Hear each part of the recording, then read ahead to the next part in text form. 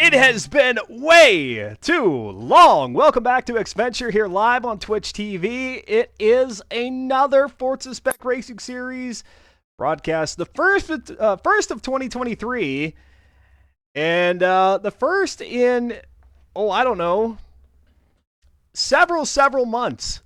What, 4 months? Something around there.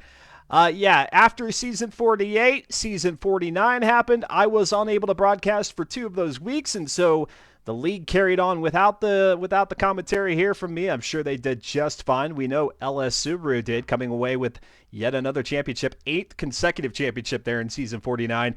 And here we are rolling into the new year with Season 50, and oh my gosh, the organizers of the Forza Spec Racing Series have something very, very sweet cooking here. They got something up their sleeve, something different, new.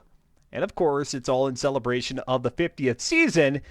And they may be too, they may be too humble to say this themselves. But for me, they're also celebrating 10 years of operating. Ever since Forza Motorsport 4, they've been doing this thing year in, year out. And here we are in their 10th year of operating. That is remarkable for a community-based organization that is really all just here for the lulz, the bragging rights, the fun of it, the the banter that they have in between the races and in the races. 10 years is no flippin' joke. That is crazy stuff. So kudos to Slow Motion Fire, Modern Weapon, Fear the Fun. I know there are others who lend a hand in making sure that the Forza Spec Racing Series goes off without a hitch, but those are just at least the 3 that that immediately come to mind. But then all the drivers who have ever participated in the 10 years of FM4, we tip our hat to you for this monumental milestone of a 50th season. 50th season. LS Barney in the chat. Beamer, I don't even know her. That's how we're going to start here, Barney. Penguin is here in the chat as well, saying, Season 50, boys. I think I might remember when this new gimmick is, but I may have forgot. Big J Bishop was here earlier saying, it's time. Let's get ready to go racing, right? That's what we're supposed to be doing here, Michael Buffer style. Board is Ghost with the subscription, 22 months. 22 months there. Thank you so much there. I changed up a few things. We didn't have an intro here. We're going to go a couple of seasons without the intro, perhaps with the new title releasing a little bit later on here in the year. Maybe there will be a new introduction here going into each and every FM4 racing night. But for the foreseeable future here, going to do without the intro and instead get right on into the action. Let's go ahead. Speaking of action and speaking of season 49 just a moment ago, let's go ahead and take a look at those final standings there in season 49 with, again, LS Subaru. Even though at the bottom it's annotated. Oh, gosh. Look at what am I, new? What am I, an FM4 commentary noob? Did not put on there that the gold for LS Subaru's tag there, but definitely that's attributed to LS Subaru. 8th consecutive Forza Spec Racing Series Championship, 382 points. That was in the 1971 Ford Falcon XY, the GTHO. And then you had AMS Storm making a return to FM4, finishing in second with 373. Cratrim at 366. SFM Darkser jumping back into the action, 361, finishing fourth. In fifth was TNR Horizon. And then you see the other names there on the board. I'm not going to go through them all as we get ready to go for qualifying here out at Road America in what is the A-Class shootout here in Season 50. And thanks to Cuda93 who put this beautiful, beautiful graphic together. Oh my gosh, it's so posh. It's so Dolce & Gabbana right here. Beautiful little schedule screen here with Road America, Suzuka in the wet. I think I know who we have to blame for that one. 13 laps and 14 laps respectively. Then in week 2, we've got Daytona, Lime Rock. Week 3 takes us out to, my favorite, Laguna Seca, the test track. Following Laguna Seca, the Top Gear test track. Actually, that's not the Top Gear test track. That's the Airfield test track. And then in week 4, we've got the Nürburgring Grand Prix, and then the Nürburgring Nordschleife, all in 1 week, week number 4, closing things out in week 5, and we'll see. We'll see if we have a new champion there.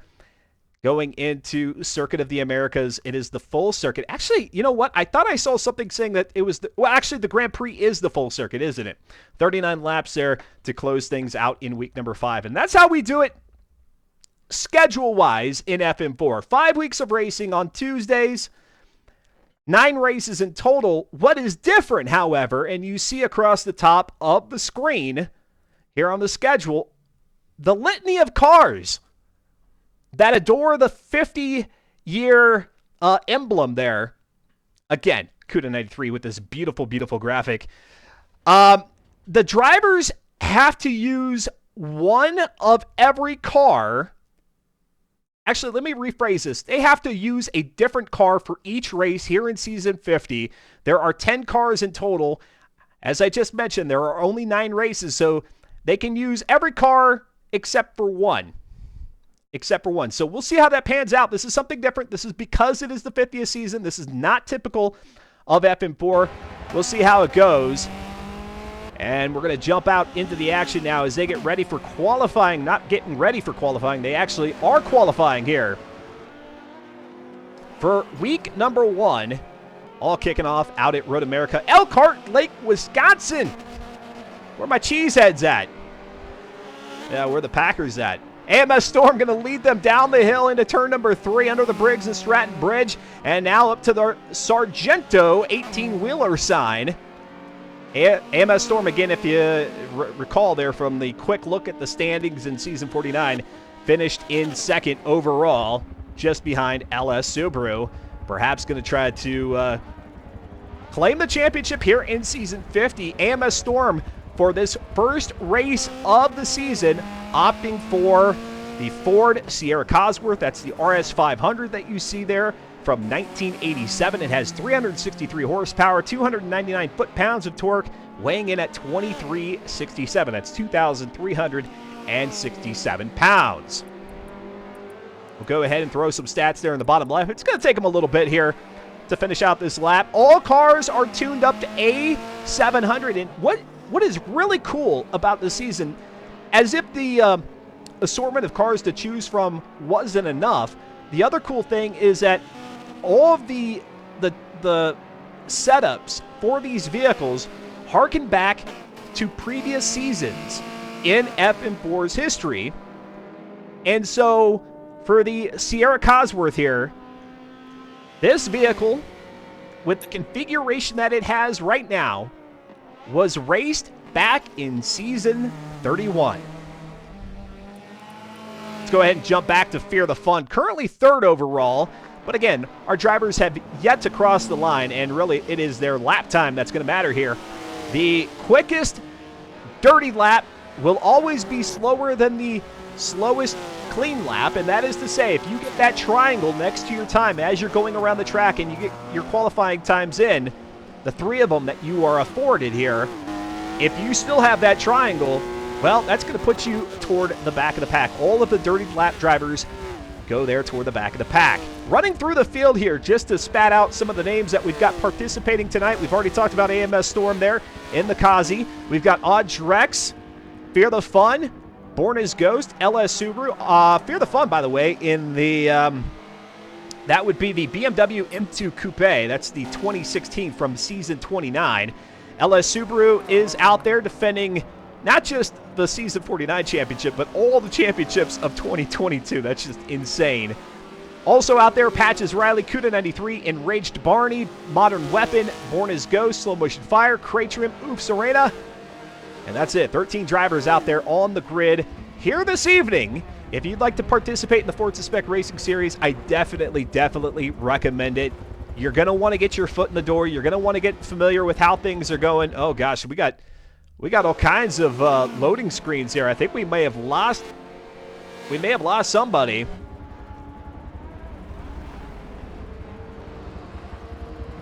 But certainly head on over to reddit.com/r/FM4. Even if you are like, man, this looks really cool, I want to participate, but surely I can't get in there tonight. Well, you're right, you can. It's a little bit too late here this evening. However, you can still join in week number 2 and be in the running for the championship. All you got to do is head on over, again, reddit.com/r/FM4. The rules, the registration, all the information you need to know about participating in this league is provided there. It is a beer league. They have fun. They are welcoming. They are inviting. They are kind. And yet they are exciting. We'll talk to some of our drivers here throughout the evening.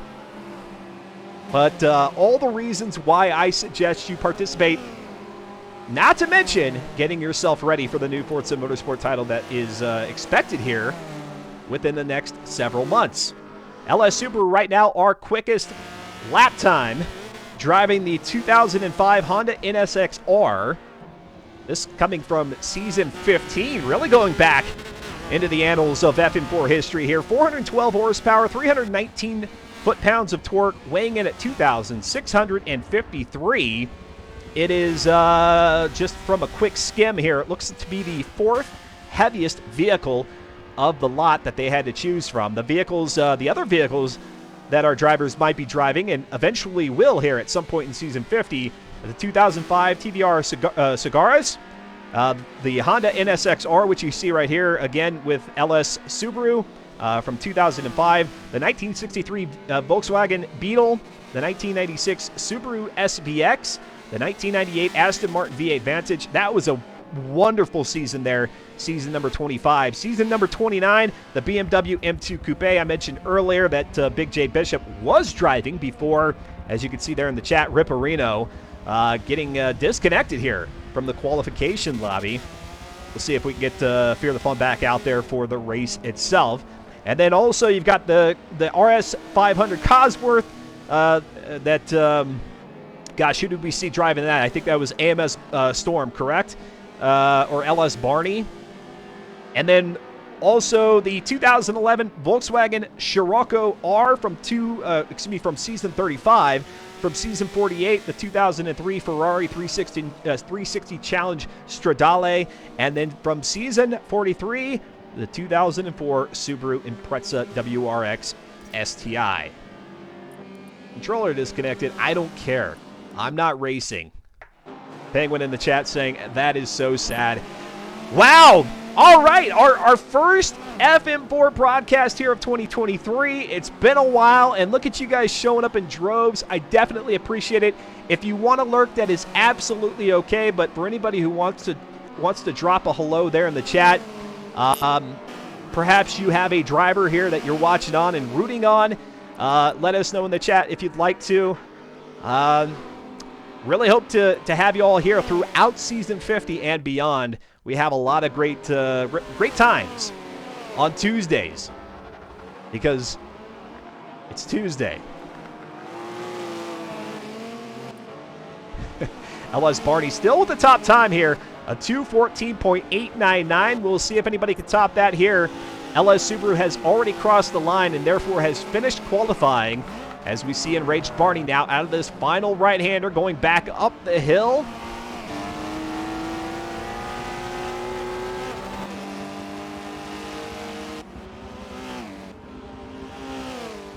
With crate trim in tow and across the line. Not going to be able to do it, but we'll see. Right now, Enraged Barney showing 6th quickest qualifying time. We'll see if that holds true here through the qualifying session. How's audio? It's been a while since I've done FM4. You guys know me. I want the viewer experience to be top-notch. Let me know if anything is amiss, and I'll get it fixed ASAP. All right, let's go ahead and take a look at those qualifying times. Again, I hate to say it, but the drivers are listed in no particular order. What we're really paying attention to is that, what was that, the 4th column there, best lap. And again, the slower, the quicker, the better. The lower, the better of a time puts you toward the front of the grid. And those who have that dirty lap, like Cuda93 there, you see the 6th row down. That dirty lap is going to put Cuda at the back of the pack. AMS Storm with that 2:16.8. Not going to be good enough for pole, but could be good enough. Could be good enough for the row number 1, P2. LS Subaru with that pole sitting time of a 2:14.899. Are you serious? 2:14. 2:18.9 there by Oddrex. Joe Beardy with a 2:19.0. Born as Ghost at a 2:18.194. Cuda with that dirty 2:18. A 2:18.8 there for Enraged Barney. Cratrim at a 2:17.2. Modern Weapon the 2:21.178. Oops Arena, the 2:17.6. Slow Motion Fire, 2:20.7. Patches Riley, 2:25.7. And Fear the Fun, able to eke out a 2:25.2 before getting disconnected from the lobby.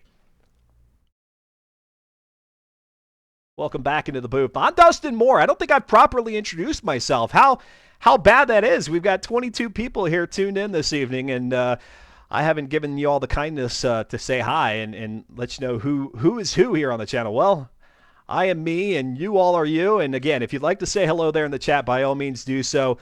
TMKCMO saying the audio sounds great. Same for DWM Frog, Ghibli Giblets, Penguin. Awesome. I love that feedback to be able to make sure that everything is A-okay from the viewership side. I want to cause no trouble. I don't need Mr. Resident Evil himself coming after me, not in this economy. I don't know how Resident Evil got involved in this, but you know what? It doesn't matter. It doesn't matter. We're having a good old time here. Let's go ahead and take a look back at the schedule, just for those of you who might be tuning in. We just wrapped up the qualifying session for our first race of the evening. We have 2 races tonight. The first out at Road America for 13 laps, followed by Suzuka Full in the rain for 14 laps. And as a reminder, those vehicles that you see across the top that adorn the image here, the graphic that Cuda93 has masterfully put together, those are the vehicles that the drivers must choose from. And in so doing, each race they race here in Season 50 has to be done in a different car than any of the other races that they've done up to that point. Now, of course, here we are in race number 1, so they have the whole lot of 10 cars to choose from. But because there are 9 races, that means that there is going to be 1 vehicle per driver that they don't actually get behind the wheel of. And so that really makes things interesting. This is not typically how things are done in the Forza Spec Racing Series. It's called a Spec Series for that reason, in that usually all the drivers are in the same vehicle with the same, I'm going to say loadout. I know for those of you who play a lot of video games, that translates pretty well. But configuration, upgrades, they all have the same upgrades, and they're built to the same spec. And then usually the drivers have the ability, or not usually, always, the drivers have the ability to do the tuning on the components that are eligible for tuning to their liking. Now, because that is not the case here in Season 50, there's a plethora of vehicles. Yes, obviously there's going to be horsepower differentiations. There's going to be torque differentiations. There's going to be disparities in vehicle weight. They have to choose wisely of those 10 cars what they're going to go with. Pre-trace. Whew, I'm already tired, and we've only gone through a qualifying session. This is what happens when I get just too darn excited right out the chute. Taking a look over at the queue for interviews. I don't see anybody in there. We will talk to some of our drivers here this evening. I perhaps are just a little bashful right now. They're not used to me commentating their races at this point, because went an entire season, season 49, without doing so. And so eventually they'll warm up to it. Speaking of season 49, again, for those who might be joining us here a little bit late, LS Subaru was our season 49 champion, and that marks 8 consecutive championships achieved there by LS Subaru. It's insane. I don't think any other driver's done that in any other community series, not that I'm aware of. So for those of you who are watching and think, oh, okay, LS Subaru, yeah, I got that guy. I can take that on. I can win. LS Subaru ain't no thing. Head on over to reddit.com/r/FM4, get signed up, and prevent Subaru from making it 9 consecutive. Did I even change?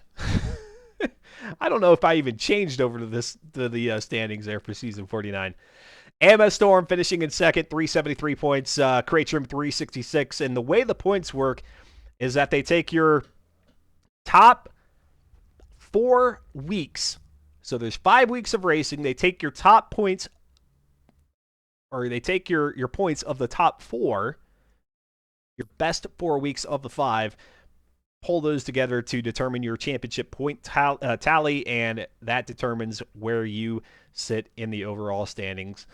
Season is all said and done. All right, Slow Motion Fire letting us know there in the chat that we're getting ready to go. LS Subaru, AMS Storm, row number 1, followed by Creatrum and Oof Serena, P3 and P4 respectively. Born as Ghost, Enraged Barney in row 3, Drex, Joe Beardy in row number 4, Slow Motion Fire, Modern Weapon in row number 5, followed by Fear the Fun and 3 other drivers who, gosh darn it, the screen just moved too darn quickly.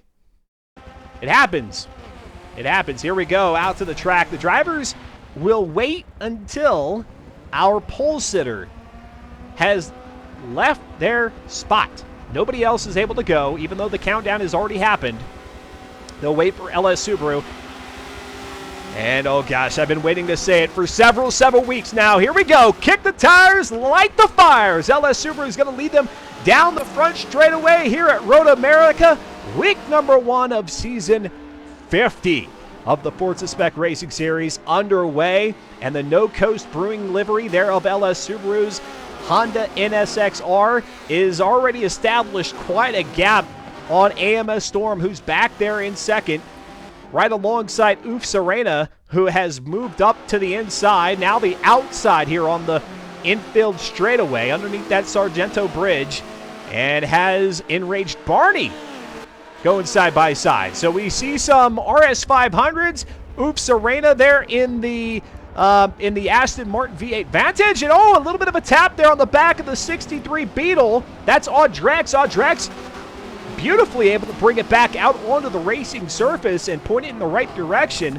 No harm, no foul there. They'll continue on.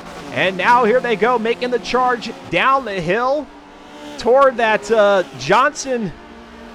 Gosh, what is it? The brats, or not the brats, the dogs. The signage that we've got coming up here. What is it? Speedville, Johnsonville sign. That's what I'm looking for. And into the carousel they'll go LS Subaru out in front. P1 AMS Storm in second. Oops Arena in third. Enraged Barney in fourth. Kratrum is in fifth. Audrex in sixth. Cuda, Fear the Fun, Modern Weapon, Slow Motion Fire, making up 7th through 10th. Now into that right-hander, that kink right there. We are not running the full circuit. That includes that, I call it the motorcycle jut out. I don't know if that's the official term for it, but rather you got to take that sharp, pretty quick right-hander, but if you don't time it right, you're going to end up into the catch fence or the wall outside on the grass. So looks like everybody able to make it through there as we take a look at the dots there in the bottom left-hand corner of the map that shows all of our drivers still under power, going the right way, getting their way out of the Canada corner, and, well, beyond that, into that final right-hander, and then back up the hill across the line. Talking with Slow Motion Fire here before the season got started, had mentioned that fuel may be of concern in some of these vehicles, and because they have to use every vehicle once except for one vehicle, they'll never use it all. They do have to be mindful of the fuel consumption depending on which track they use those vehicles on. Let's go to AMS Storm here in second. AMS Storm in the RS500 trying to catch up with the Honda NSXR of LS Subaru. Ghibli prompting Subaru there in the chat to go ahead and type away while racing. Can you explain with me, or explain to me, with a minimum of 50 words, your perfect Sunday? I'm sure LS Subaru is getting right on that. Let's go ahead and look a little bit further back. We've got drivers genuinely competing for positions at the moment. We got Audrex there in that Beetle, 6th position, trying to keep pace. Kratrum in 5th, Barney in 4th. They hit the tricky left-hander. You swing that one wide, and it may not be the worst thing, but I don't think you want to be spinning the tires on that curbing out there. You do want to try to keep it on the driving surface where you got a little bit more of the stickiness there. You got a little bit more traction underneath the Continental Tire bridge. They go.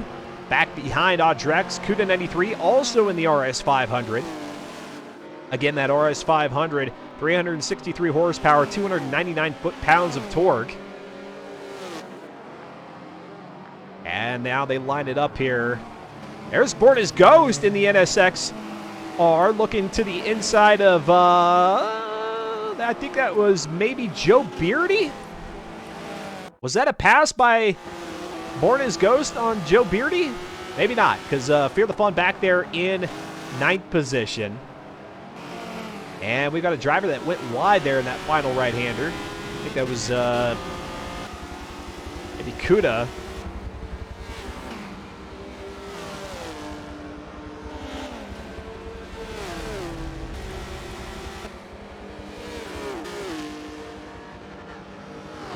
Up to Enraged Barney in 5th.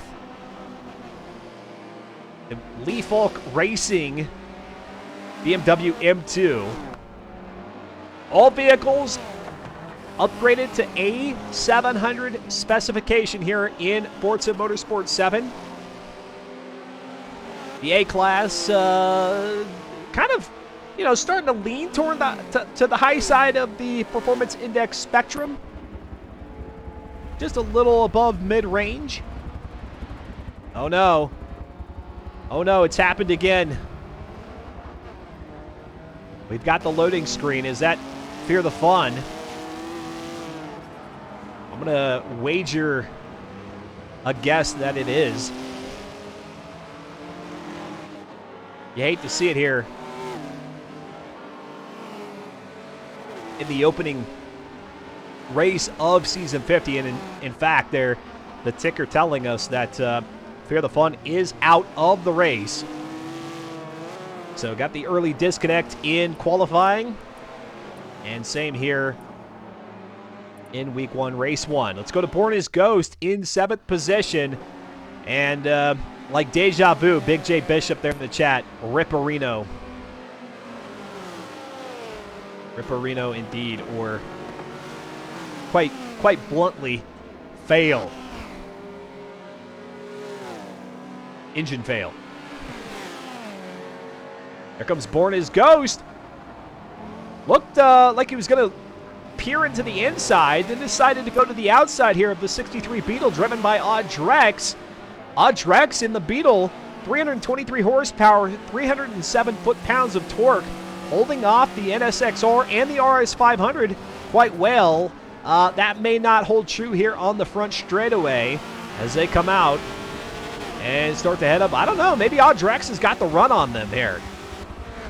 That Beetle, the lightest of the bunch, 1,693 pounds.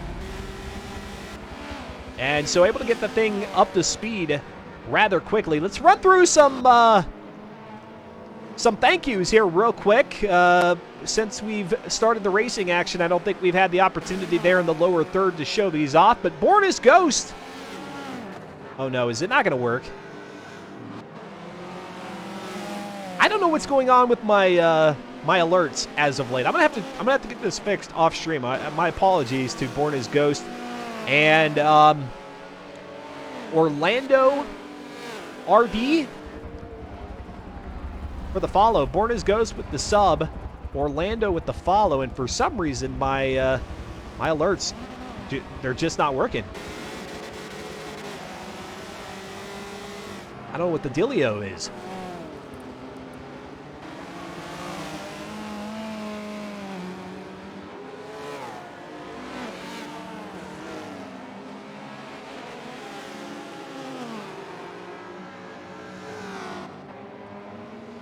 Appreciate everybody dropping by here on a Tuesday evening, checking out the Forza Spec Racing Series live on Xventure. I'm Dustin Moore. You can follow me on Twitter, where I will post updates about the FM4 series throughout the season. And certainly as we get to the point of the release of the new Forza Motorsport title, I'll probably weigh in with some opinions there. So if you're interested in that kind of thing, you can check me out, EXEVENTURE on Twitter, same as here on Twitch.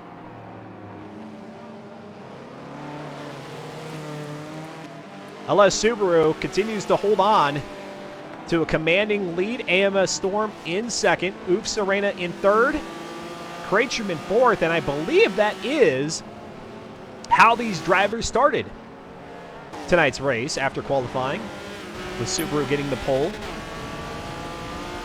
Enraged Barney back there in fifth position, still able to hold off Audrex. Actually, it's Audrex trying to hold off Born as Ghost and Cuda, but Audrex now quickly closing in on Enraged Barney, who is in fifth position. Will go ahead and go up to the 63 Beetle.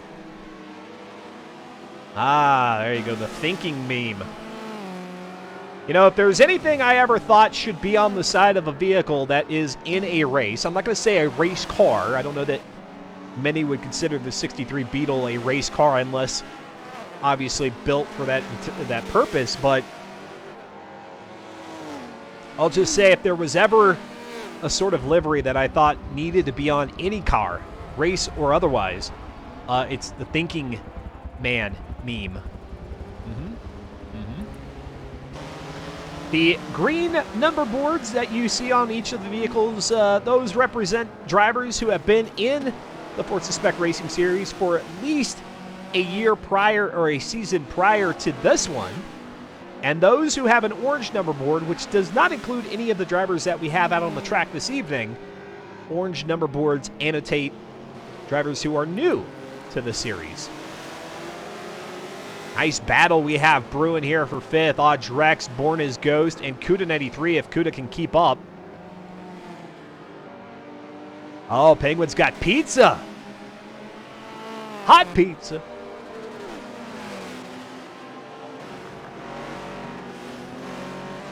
Here comes Born as Ghost right there onto the back bumper. Gonna make a look to the inside. Well, the outside really, as they head up to this left-hander of Audrex. Audrex shutting the door. I'm actually quite impressed with the 63 Beetle able to hold off the NSXR. Again, the weight difference between these two is nearly a full 1,000 pounds. Beetle at 1693 and the NSXR at 2653.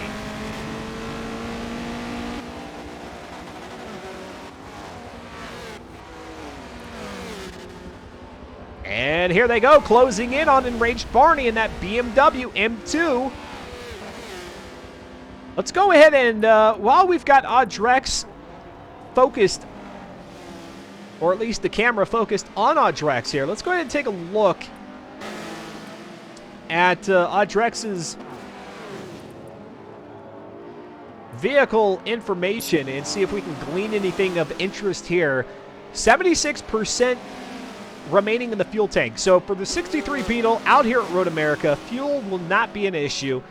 However, you can notice 4% damage on the transmission, and the transmission is the one aspect here in Forza Motorsport where even a low percentage of damage can start to work tenths, hundreds, thousands of milliseconds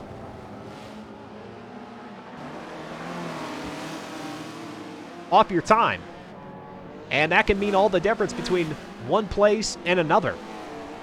Borna's Ghost just having the hardest time here with Audrex. We'll watch this one here for a little bit. Then we've got another few battles back behind. There goes Borna's Ghost kicking up some tire smoke a little bit. Perhaps going into that left-hander a little bit too hot. Able to regain composure and keep it on the backside. Here we go through the carousel. Borna's Ghost to the inside of Audrex, and the NSX finally able to make the pass here, going underneath the Continental Tire Bridge. And well done. That was a beautifully executed pass there in what can be, not always, and maybe not that time because the drivers here were so well kind of coordinated. They were holding their lines. But it can be a tricky place to make the pass, and Borna's Ghost made it happen beautifully. Oh no. Oh no, my replay is all goofed. Hold on. Hold on, I think I can do this. I think I can. I think I can. Can I? Oh no. Chat. Chat, I actually have a pretty low amount of faith in this because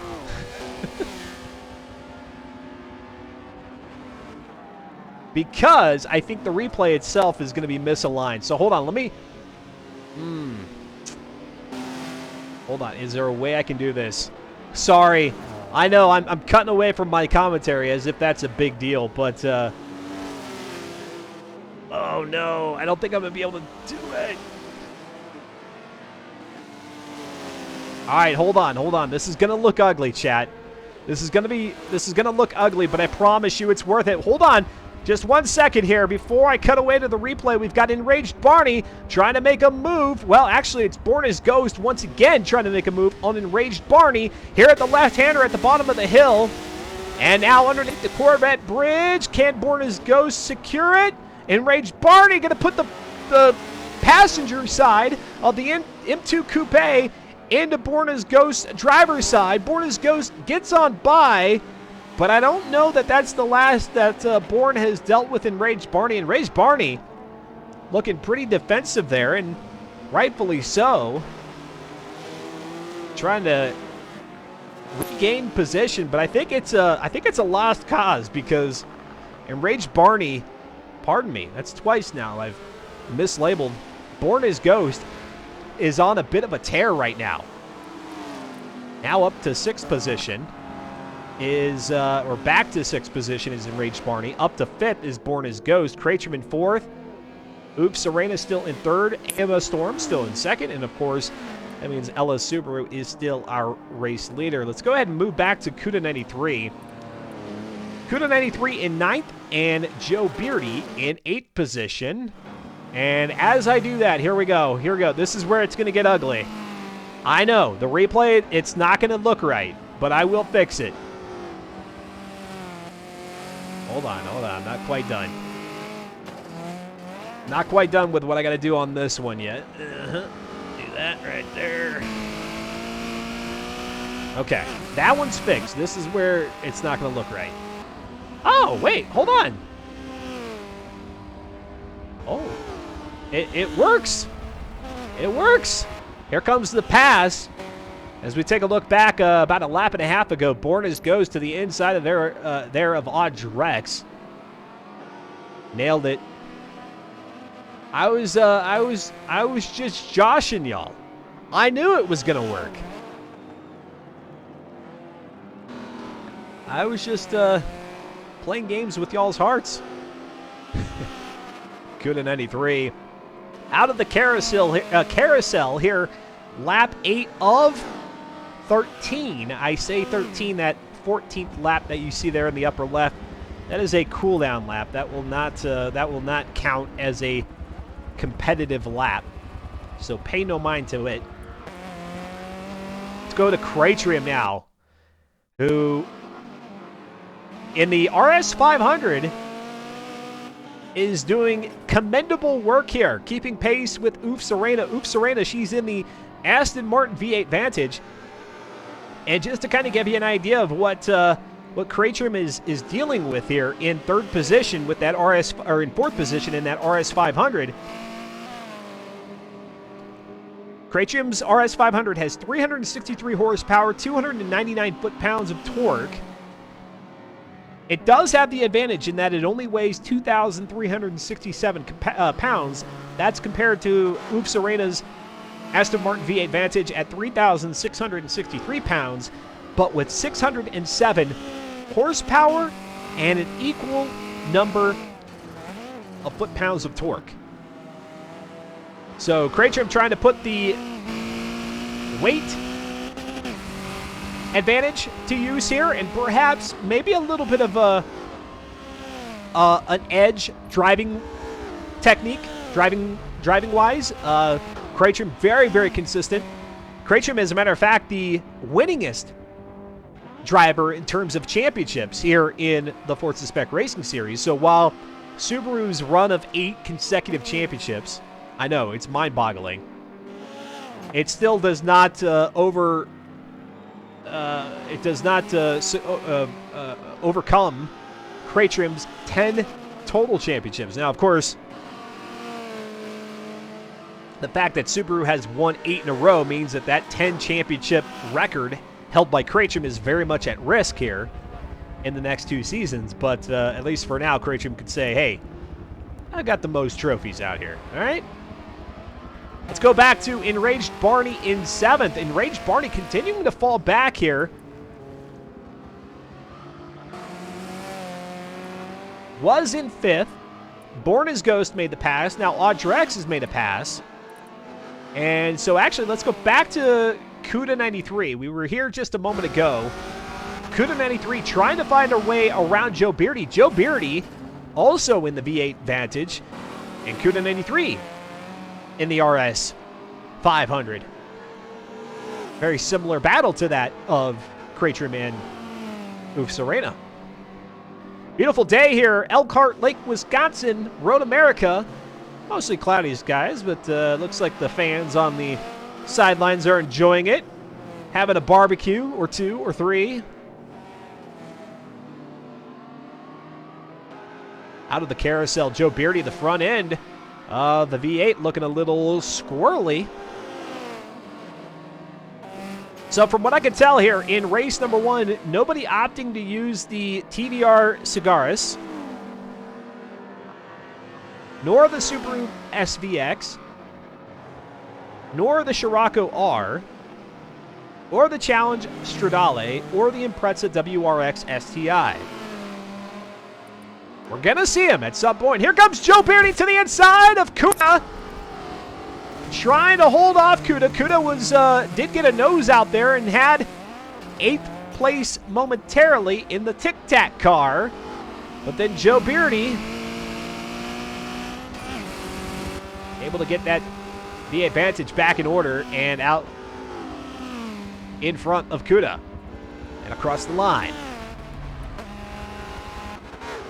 Our race leader, LS Subaru, AMS Storm, Oof Serena, Cratrium. Let's go back to Cratrium here in 4th position. These cars looking clean. No dents, no scratches.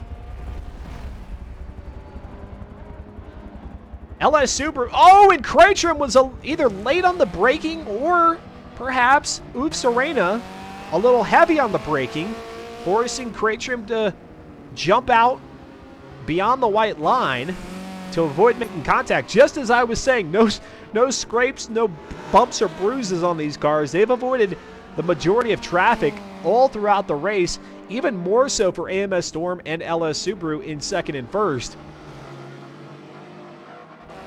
But really the closest that Oops Arena and Kreitrim have been were, well, just a moment ago, but then also on the start line in row number 2.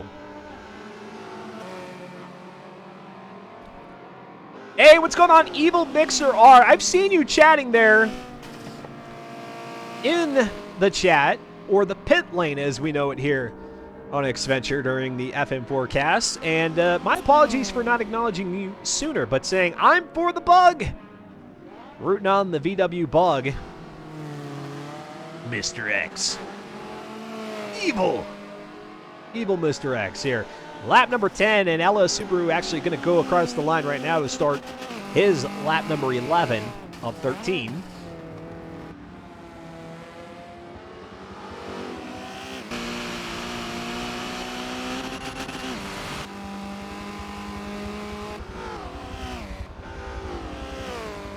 We got more Forza Spec Racing Series action for you here tonight. It does not end. After this race, we'll go into qualifying out at Suzuka Full in the rain. And then we'll have 14 laps of racing there, and that'll wrap up week number 1.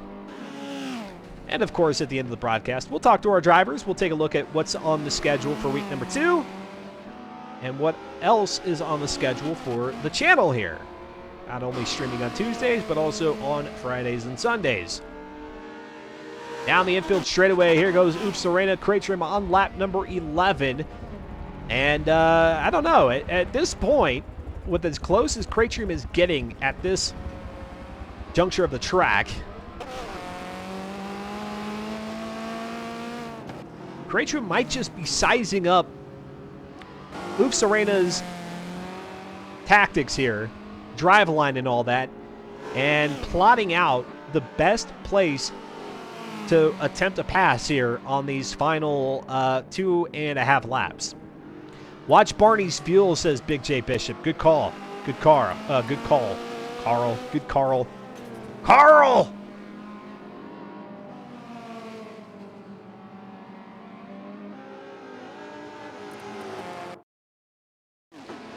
Back to Barney in 7th position with the M2 Coupe. And if we take a look, yep, sure enough, good call there, Big J Bishop. 20% fuel remaining in that M2. Now, Barney, being the only driver, at least that I can think of right now, in the M2 Coupe, can scratch that one off the list. Will not have to race this one again in Season 50. There are 10 vehicles to choose from, all of which come from previous seasons of the Forza Spec Racing Series.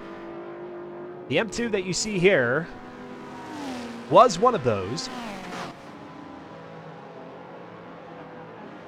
So we'll see where Enraged Barney goes in race number 2.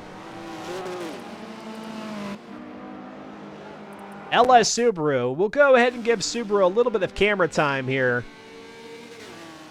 Again, with that No Coast Brewing livery.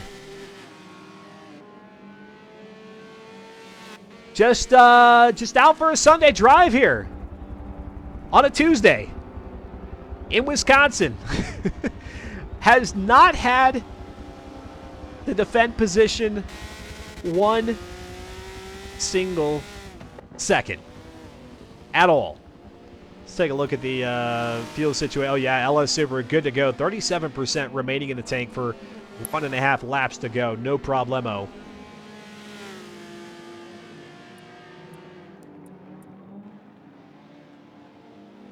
Back to Kreitrim in 4th. Our closest battle toward the front of the pack. The battle for 3rd. And a chance to be on the podium here for this first race in the A-Class shootout of Season 1. There goes Kreitrim.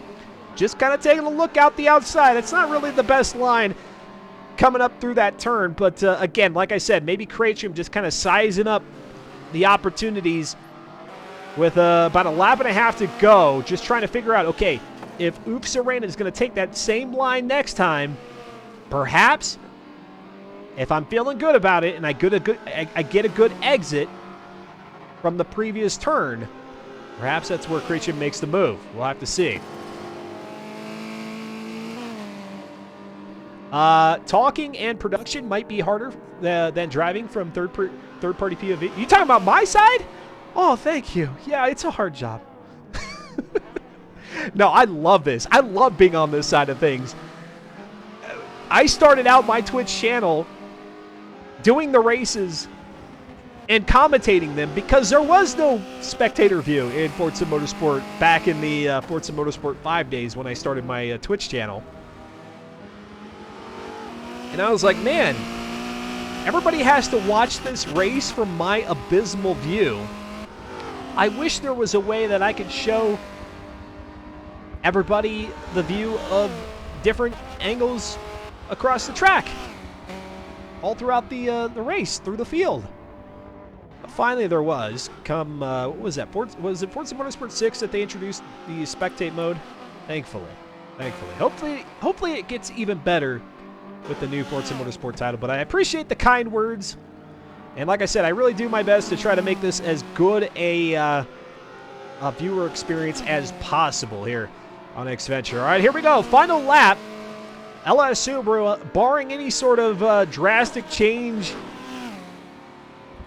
in events here, LS Subaru is going to come away with the victory. AMS Storm looks to finish second.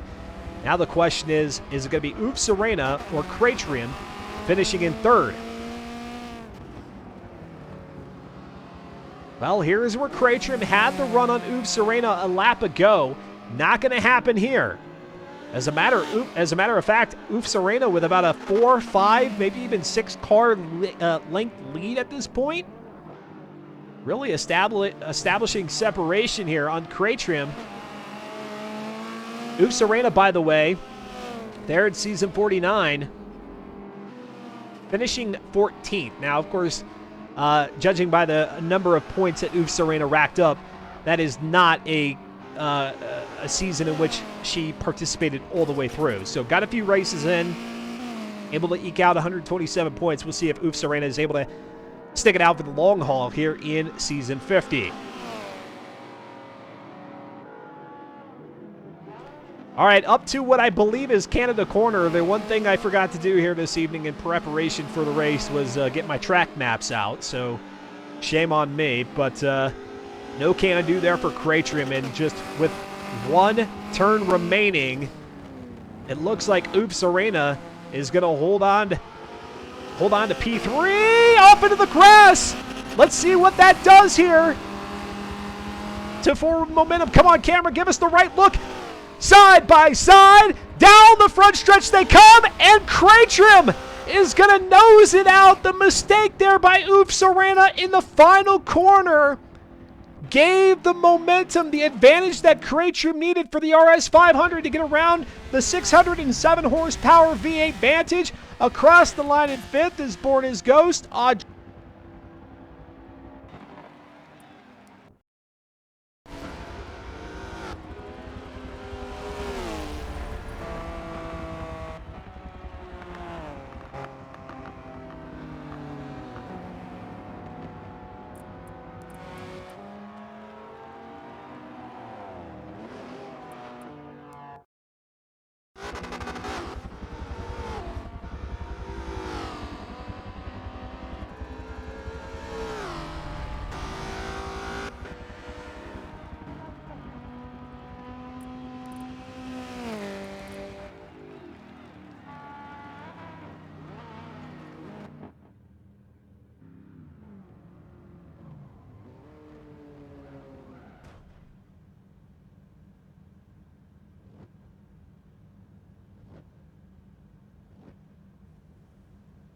Oh, did I?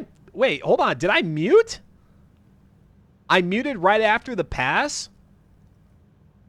That's so weird. Why did I do that? Like an amateur here. Amateur hour. It was a hard line start ASAP. get a hard line start ASAP. I don't know what happened. I must have inadvertently pressed the button without meaning to do so. So, woo! Well, that was fun.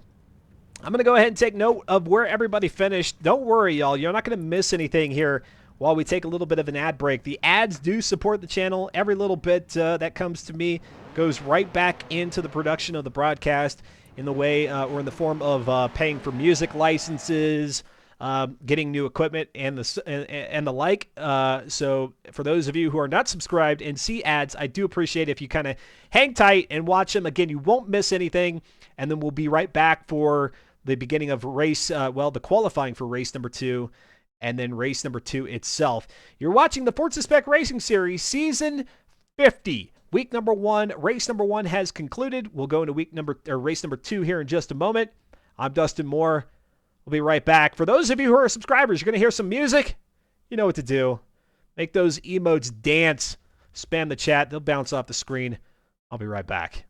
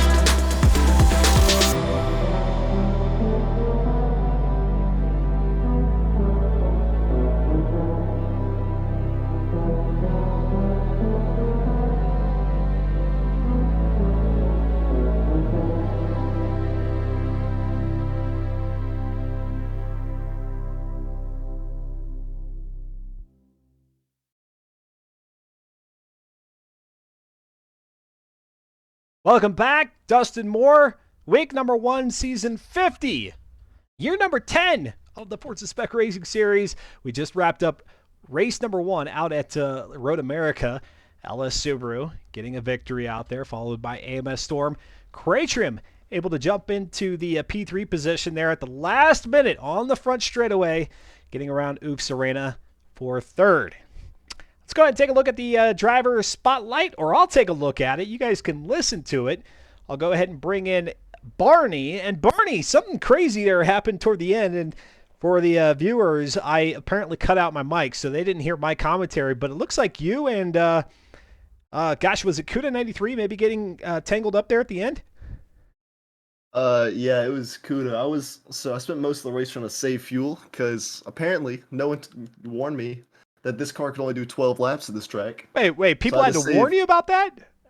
I didn't test it. I was like, oh, it should be fine. I shouldn't have to worry about it. Apparently everyone talked about it when I left to go do something, and when I came back, no one warned me. So I was out there trying to coast the car to the finish line, and finally on that last lap, I was like, okay, I need speed to beat Kuda here. I should have enough fuel to finish. He kind of dive bombs me, bumps me towards the curb, and gets past me in that final corner. I'm using the power this car's got to get him on the last straight. According on his screen, I pushed him into the wall. I didn't make contact with Hmm. him on my screen, but he said I pushed him in the wall. He said he got a little tangled up. I I took what was it, seventh in the end, but yeah, I didn't think we made contact, but he said we did. So Interesting. We saw just a sliver of it. We were watching the finale there of the battle for third, and then I cut over to y'all's incident, and so we were just seeing the back half. So I can't really ascertain kind of what was going on from my perspective, but definitely saw the contact that was made. So the battle there, what was that? A battle for seventh? yeah, battle for seventh. Battle for seventh there. Crazy one. And now, because nobody told you about the fuel situation with the M2, you've scratched that one effectively off the list here for season 50.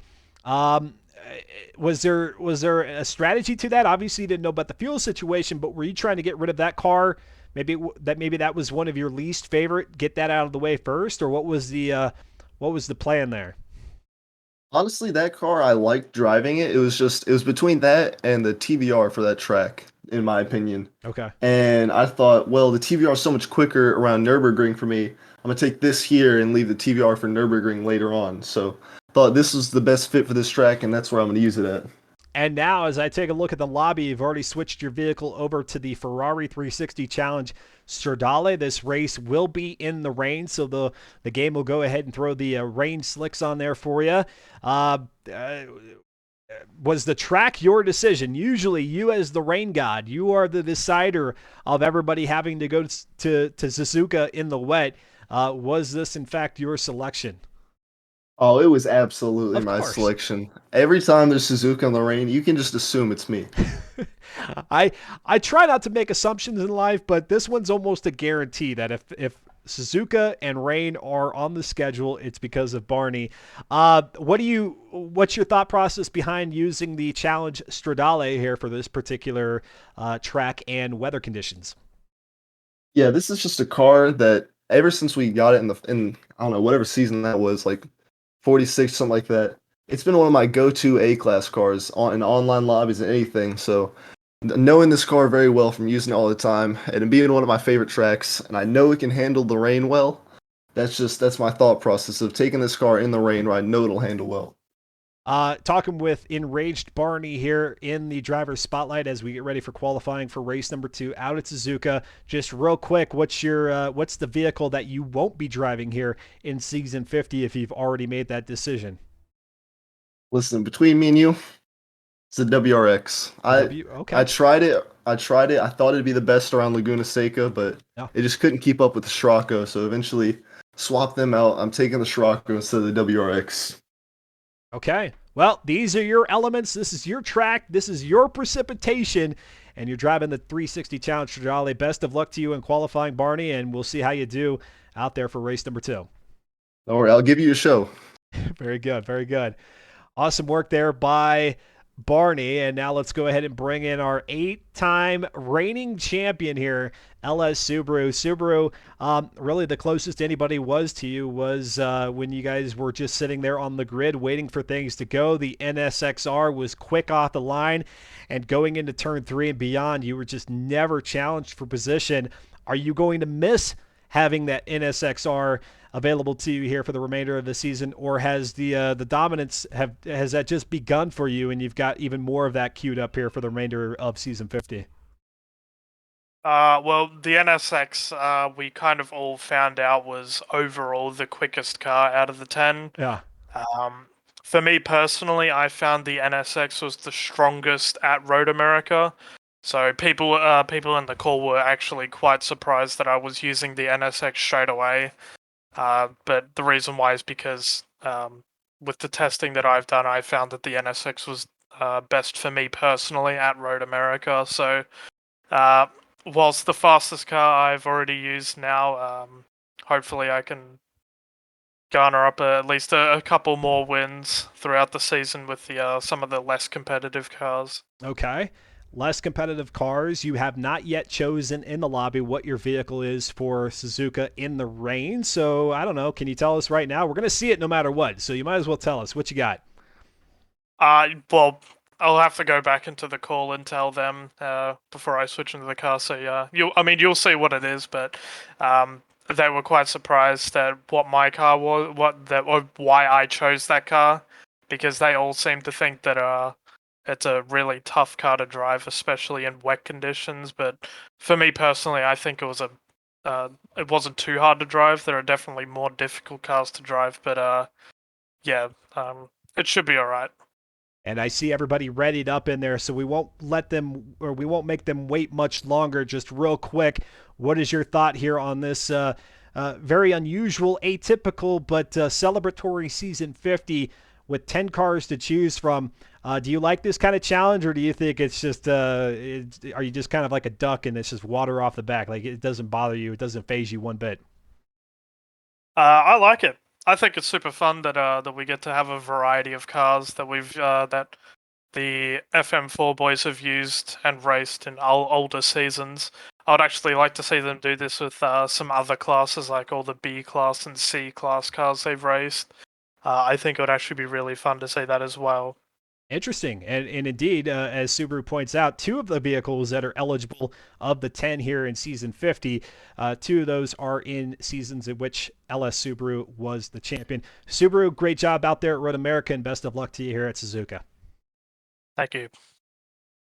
All right, there we go. The drivers are all ready. However, I still see, well, Fear the Fun was not yet readied up, but now shows as readied. Fear the Fun going to give it another go here. We'll see if we get that loading screen. We can guess what's happened there. But all 13 drivers who started our first race of the evening are back in it for race number 2. Again, if you'd like to participate here in season 50, you're more than welcome to. There are 23 grid spots available. There are 13 drivers that are in there in here tonight. So that leaves 10 spots that are up for grabs. And if you join in week number 2, well, you're still eligible for the championship. That just means that week 1 is your drop week. And so you got a lot of work to do in weeks 2, 3, 4, and the finale in 5. So head on over to reddit.com/r/fm4. The link is there for you in the chat. Even if you just want to check it out and perhaps come join the crew in season 51, whatever works for you, we'd love to see you out the track. And perhaps we'll be calling your name out here in a future race. All right, let's go on out for qualifying out here at Suzuka. It looks like the rain is either light or non-existent here during qualifying. And of course, that may change over the time of qualifying. It might come down in lap 2 or lap 3, but right now it just looks kind of misty, a little foggy, as LS Super coming through the S's here in the RS 500.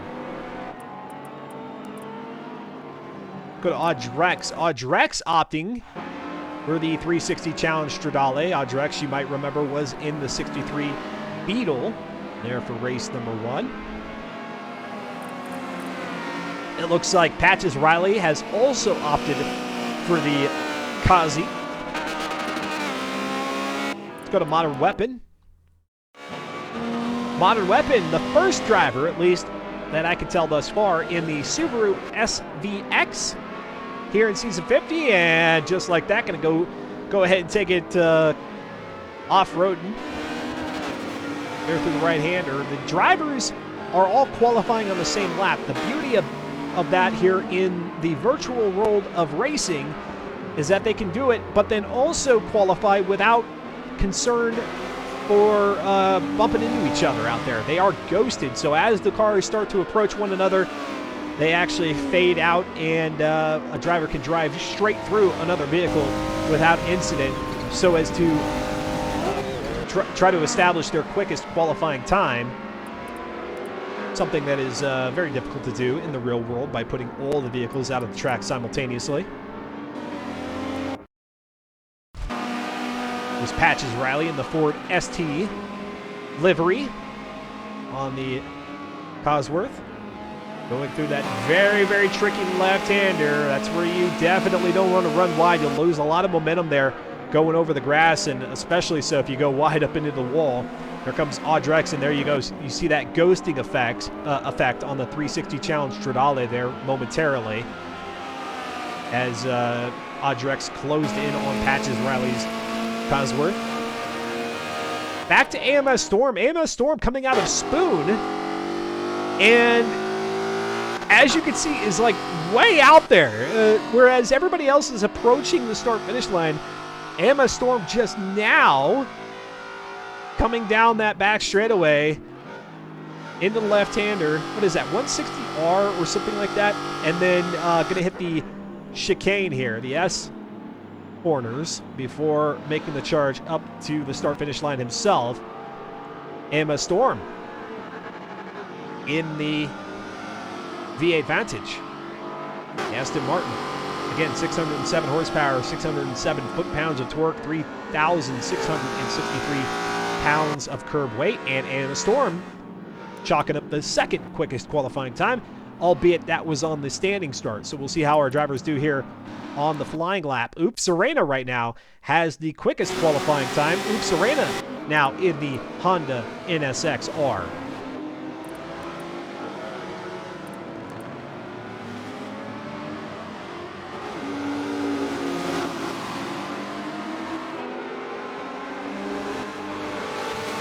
How you doing, chat? Can I get you any drinks?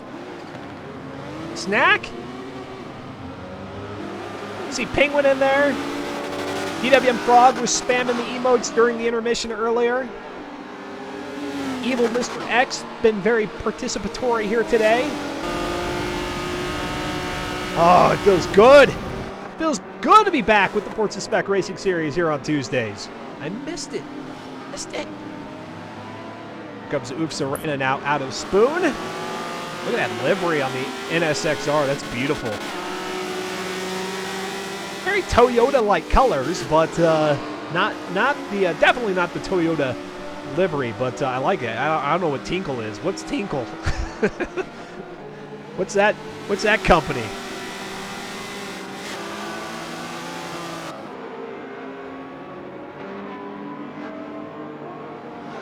If that is, in fact, a real company, you can imagine one day somebody said, I will create a company and I shall call it Tinkle.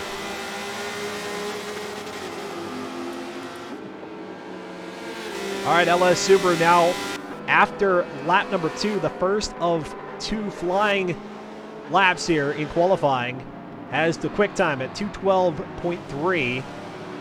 Cratrim now second quickest, Audrex, Oops Arena.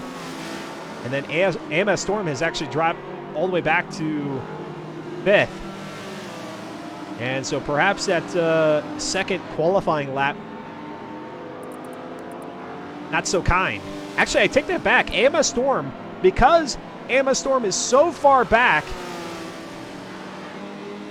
has opted to be at the very tail end of the field. And then some.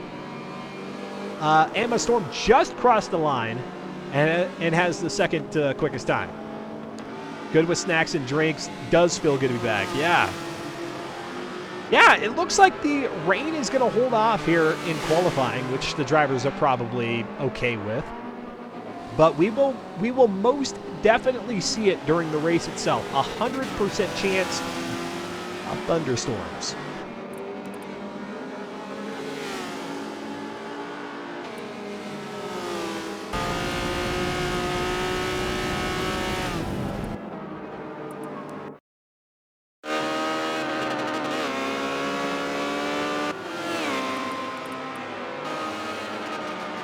This season proving to be a little bit more tedious for the drivers because they have to use a different vehicle each race for 9 races.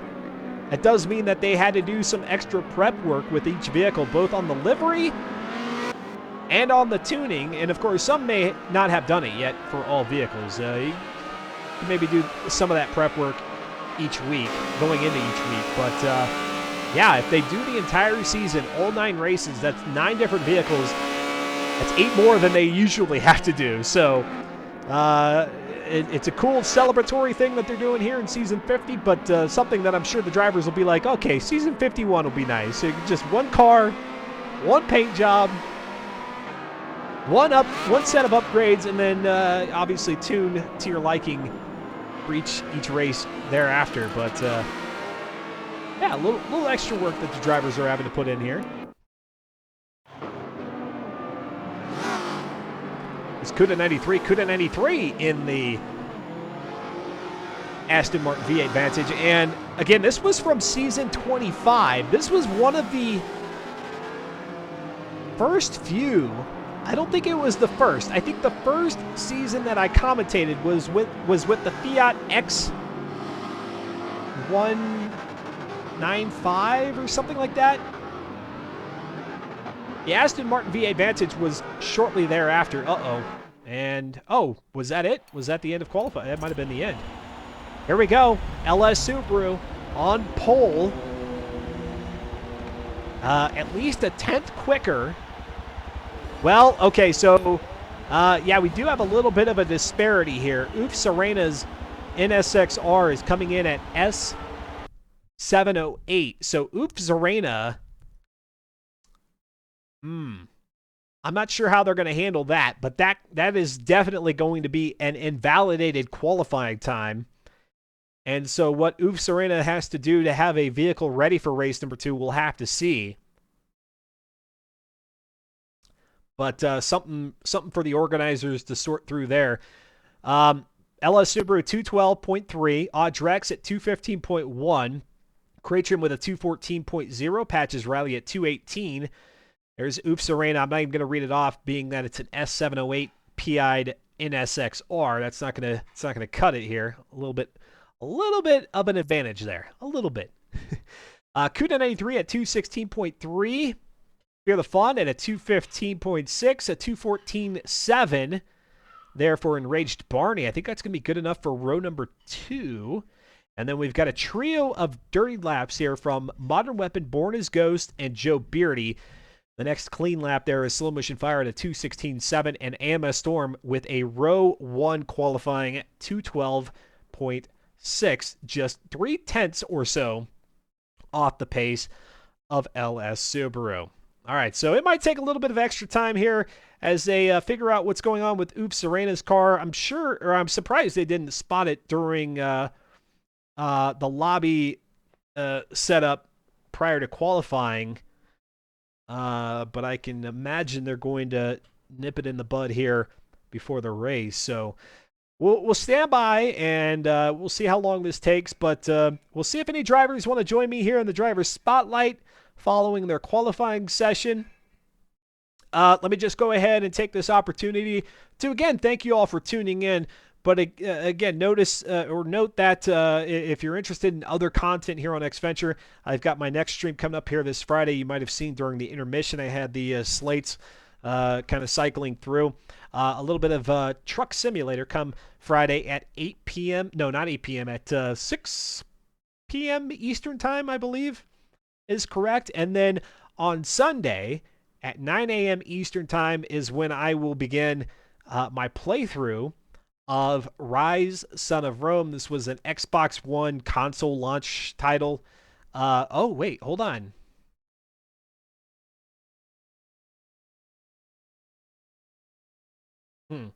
Interesting. The lobby's doing things, but Oof Serena is not showing a change in vehicle. I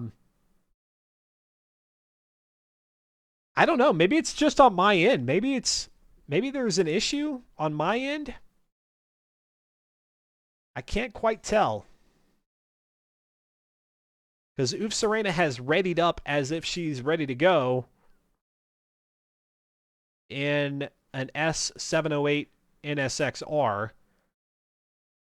Pretty sure I've seen some of the NSXs in race 1 as S708. Wow, how did I not see that? And I wonder if it's just a glitch. I wonder if maybe Oops Arena does have the right setup, but for some reason on my side, it's not showing up correctly. What's going on, Unku? How are you doing? Thanks for jumping in. I don't know what to make of that, but if the organizers are good with it, then obviously everything is a-okay. It's a Forza Motorsport 6 build that doesn't come out to Oh, well, man, how I looked again. This is a testament of how excited I was at the beginning of the broadcast.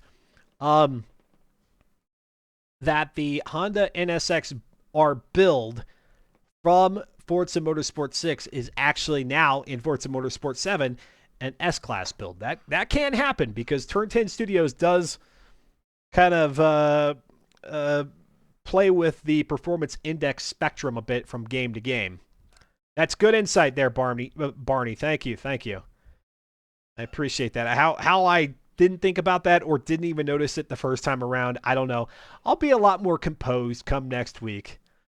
Just a little excited to come back and man, I tell you what, I was a little bit late getting out of work, and so I was like scrambling home, and I was like, man, it's FM4 night. I gotta get there. All right, yeah, nobody joining me in the driver's spotlight now. We talked to some after the first race. Perhaps they're keeping themselves in their head. They're not trying to get distracted here, but we'll definitely have some here at the end of this second race of the evening. So in addition to the other broadcasts that I have, of course, I'll be back 1 week from tonight, same time, 8 p.m. Eastern for week number 2. We'll talk about what that looks like here at the end of the broadcast. And for those of you who might be watching and perhaps this is your first time here and you're enjoying the content, the very most I ask of the viewers is to click the follow button like Orlando did. I think or maybe it's Orland Lore. No, it can't be because there's no L after the D. Orlando RD17. Click the follow button like Orlando did earlier. Be greatly appreciated. Lets me know as the broadcaster that you're enjoying your time. And at some point, I'll figure out what's going on with the alerts. I don't know why they're not working today. They should be working without issue. Let me try it again. Nope, I don't think it's going to do it. I don't know what the dealio is. All right, here we go. Race number 2, they're lined up. LS Subaru once again on pole. As soon as that RS 500 moves, everybody else is free to go. Kick the tires, light the fires here. Suzuka, week number 2. Nope, week number 1, race number 2, season 50. Down into turn number 1 they go. Hard charging. Oops Arena in the NSXR is going to really try to make use of that vehicle's power here in this race to put LS Subaru in the rear view mirror.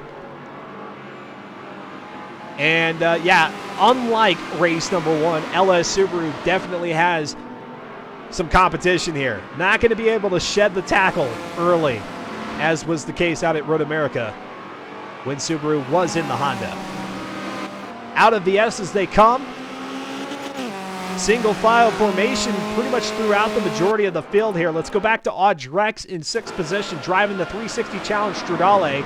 As a matter of fact, the book ended here by a couple of Ferraris. It's going to be Cratrim in 4th. Enraged Barney, who we spoke to in the driver's spotlight a moment ago, in 7th position. And Enraged Barney trying to make a pass here very early on Fear the Fun.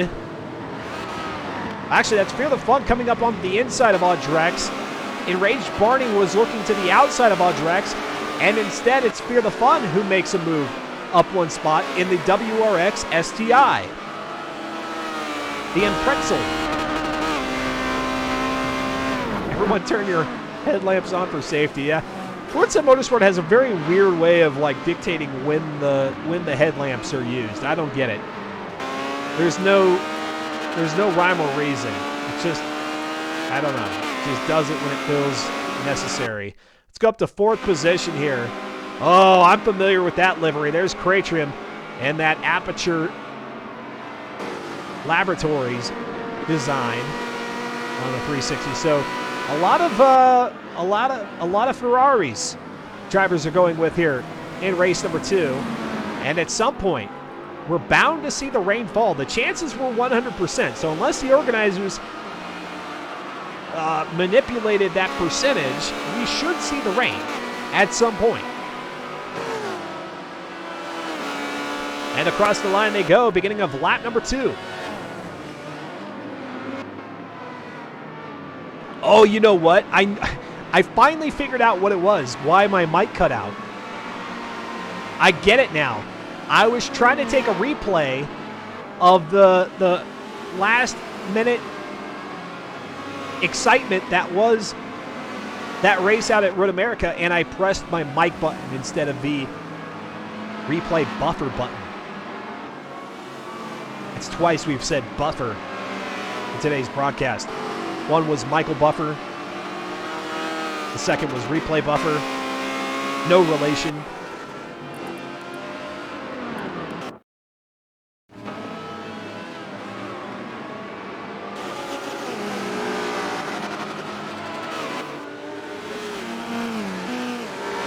Probably a good time also to mention all of you who subscribed or already are subscribed here to Xventure on Twitch. You will have the opportunity to name a corner for our 9th and final race of the season. I'll have the form up in week number 3. So come week 3 here on the broadcast, I'll have the link for you all. And if you're a subscriber to the channel, just complete the quick form, which allows you to pick a corner and name it. So that come the finale, week number 5, race number 9, as the cars are getting around the track, which the finale here for season 50 is going to be out at Circuit of the Americas,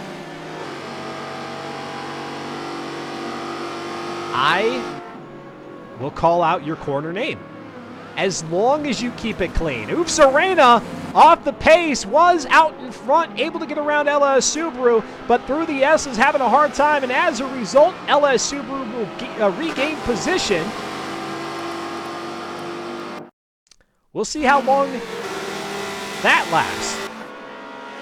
What rhymes with supper?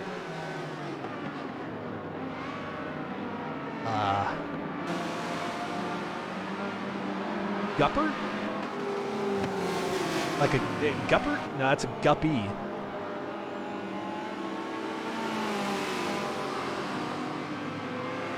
I know you want me to say buffer. That's not a real rhyme. That's not a legit rhyme. Wiggly Ghibli for the turn. Yeah, you can. You can, for sure. All right, here we go. Lap number 3 of 14. LS Subaru has reclaimed P1 for now, but Oops Serena looks relentless here. And as a matter of fact, already she's going to, well, looked like maybe was going to try to drop it low here on Subaru. Coming out of the right-hander and underneath the bridge in this somewhat misshapen figure 8 that is Suzuka. It's as if the number 8 was left out on the summer pavement and just kind of melted a bit. You get Suzuka. Comes Subaru now. Into the left-hander that eventually becomes Spoon right here.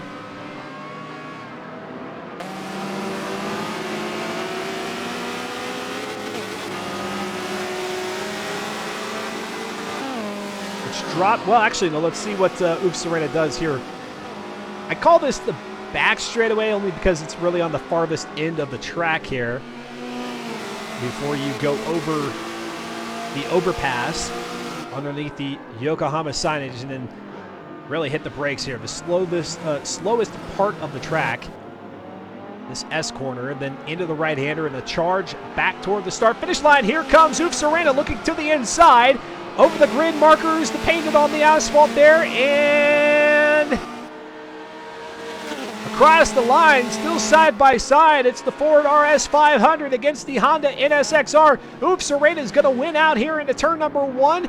Can she make it stick coming out of the back half of the corner and into the S's? I think she did. And now here comes AMS Storm in third. Going to be challenging LS Subaru. AMS Storm finished second in season 49 behind LS Subaru, just falling off the championship by, oh gosh, what was that? About 9 points. That was all. That was the difference between an LS Subaru championship in season 49 and an AMS Storm championship. There with the Ford Falcon 1971. Oops, Serena now already with about a car and a half length lead here on Subaru. Had to find a way to make that wide NSX get around the short wheelbase RS500 and made it happen. Now, here as they go into the horseshoe or hairpin. I mean, I think this turn is literally called hairpin. And up they go. This is not the alternate routes there, so that little chicane that you might have in some instances, they do not have here. They're not bothering with that chicane one bit. Well, at some point we're supposed to see rain. I think it was, I thought it was supposed to happen already, but who knows? Maybe they're going to cheat Barney out of the rain. Ooh. I thought Barney was enraged already. He'd be super enraged, Barney. All right. Oops, Serena in first, Subaru in second, Storm in third. I'm going to go ahead and read these off, but we're going to stay up here in the top 3. Kratrum is in fourth, Audrex is in fifth with enraged Barney just behind him in sixth, followed by Fear the Fun and Kuda in 7th and 8th, respectively. Then it's Slow Motion Fire in 9th, Born as Ghost in 10th. Joe Beardy, Patches Riley, Modern Weapon are 11th through 13th.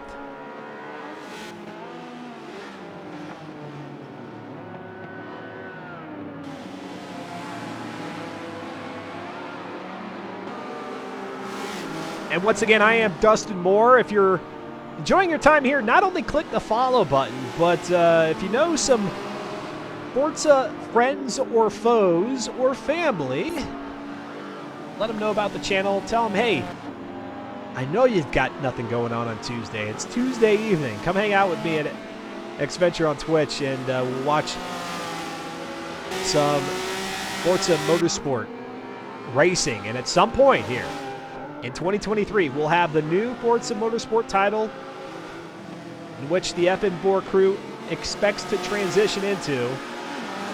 And oh boy, we gonna have some fun. I fully anticipate quite the spike in community activity, and therefore we'll have. I'm gonna guess. I'm gonna say it right now that the first season that FN4 has on the new game will be completely booked. The driver grid will be jam-packed, 23 drivers. We're gonna have people here watching the action, start to finish, green to checkered. It's gonna be a heck of a time. Let's go back to AMS Storm here as Oops Arena now starting to establish that lead. That's usually something LS Subaru does, but LS Subaru in the RS500 here now defending P2 from AMS Storm. AMS Storm in that 607 horsepower V8 Vantage. Oh, here comes the rain. The windshield wipers are wiping. Pretty soon we'll see the rooster tails, but the precipitation is setting in. And so while the cars have looked pretty darn composed up to this point, we'll see if the weather has something to say about that. Let's go to Audrex, 6th position in the 360 Challenge Stradale, the Ferrari in which enraged Barney said he believes that this vehicle will be the best for the rain. I just love the Challenge Stradale in any condition. It's been such a fun car to race. I do believe it was a unicorn at one point in the history of Forza. Oh, Audret's not looking so composed there. Maybe a little slidey coming out of turn 1 and 2.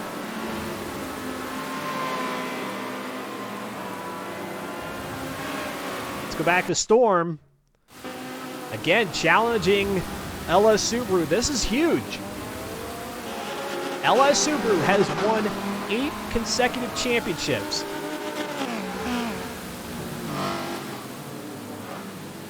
Season 50 might be the other driver's best chance at ending that streak. You have to pick a different vehicle for each race. So while the NSX allowed Subaru to be absolutely dominant out at Road America, that means that the NSXR is no longer available for Subaru to select. Yeah, thank you for turning on the... Yeah, now they do. Yeah, the Forza Motorsport 7 has dictated that now, with the rain falling, they ought to turn the lamps on. Put your lights on. Got Craytrim in 4th, Enraged Barney in 5th, Audrex in 6th, Kuda in 7th, Fear the Fun in 8th. Fear the Fun's connection seemingly seems to hold up, at least for now. The puddles, you can see there on the racetrack, starting to form. So not only do you start to get the loss of traction on acceleration and braking, hard braking, but now we're going to have the hydroplaning issue for drivers to deal with, and that's very much a thing here in Forza Motorsport 7. You lose traction, you lose your ability to steer and careen out of control, so it behooves the drivers to really know where those puddles start to form and avoid that area. As we look down the track there, you see off to the right-hand side, it looked like there was a very ominous-looking puddle there. Said nobody ever, an ominous-looking puddle. I assure you, they're dangerous. Not as dangerous as, say, Forza Motorsport 5. I think it was in Forza Motorsport 5 that they introduced the weather. Or was it Forza Motorsport 6? Whichever one, when they introduced weather, they went all out. Like, it was a full-on monsoon.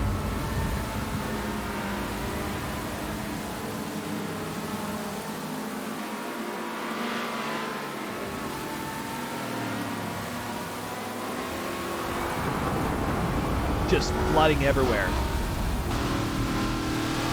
All right, well, our battles at mid-pack have started to ease up a little bit.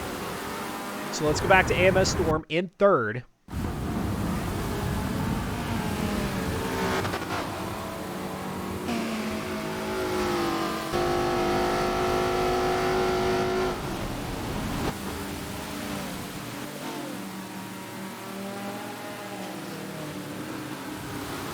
They are a thing. Okay.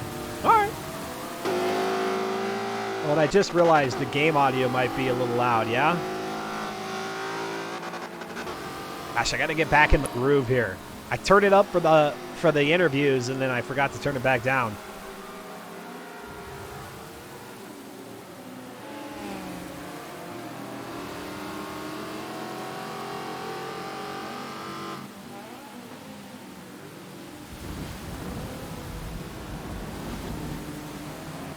It was fine, says DWM Frog. Cool your horses there, Dustin. Always worried about the audio. It was a Goosebumps book, The Return of the Ominous Puddle. Yeah, I don't think R.L. Stein cared about ominous puddles. I don't think so. Well, let's see. Subaru does have a little bit of a lead here on AMS Storm, so let's just jump back real quick. Let's go to Born as Ghost in 9th position. Fear the Fun in 8th. Oh, look at this. 360. Painted up in blue. Non-traditional color here for a Ferrari color, or for a Ferrari car. Ferrari does have a blue, right? It's a little bit more of like a navy blue, however. Oh, there's the thunder, the crackle of thunder.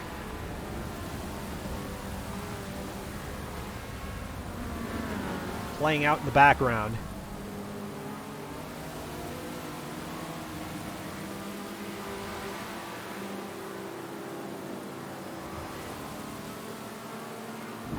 Yeah, pretty peaceful on the track at the moment. We're a little bit more than halfway through. Man, I wish I could do some quick troubleshooting on my alerts here. Wish I could.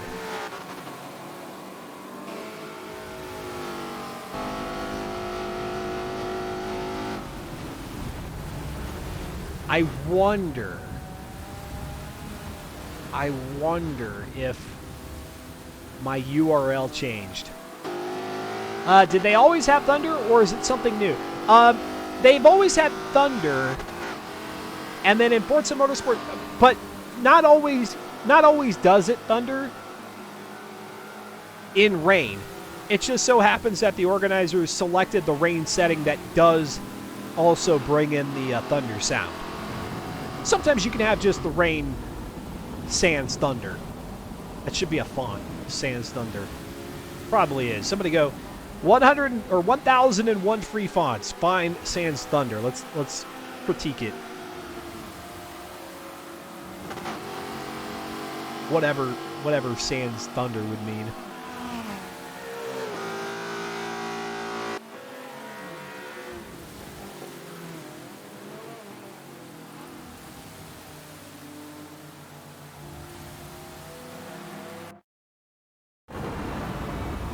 And I think they also, although I'm not seeing it right now, I think they also have a lightning effect. If you select the, I think it's like heavy thunderstorm option or something like that. I think this is the more mild thunderstorm, and then there's like the bona fide heavy thunderstorm with lightning flash and everything.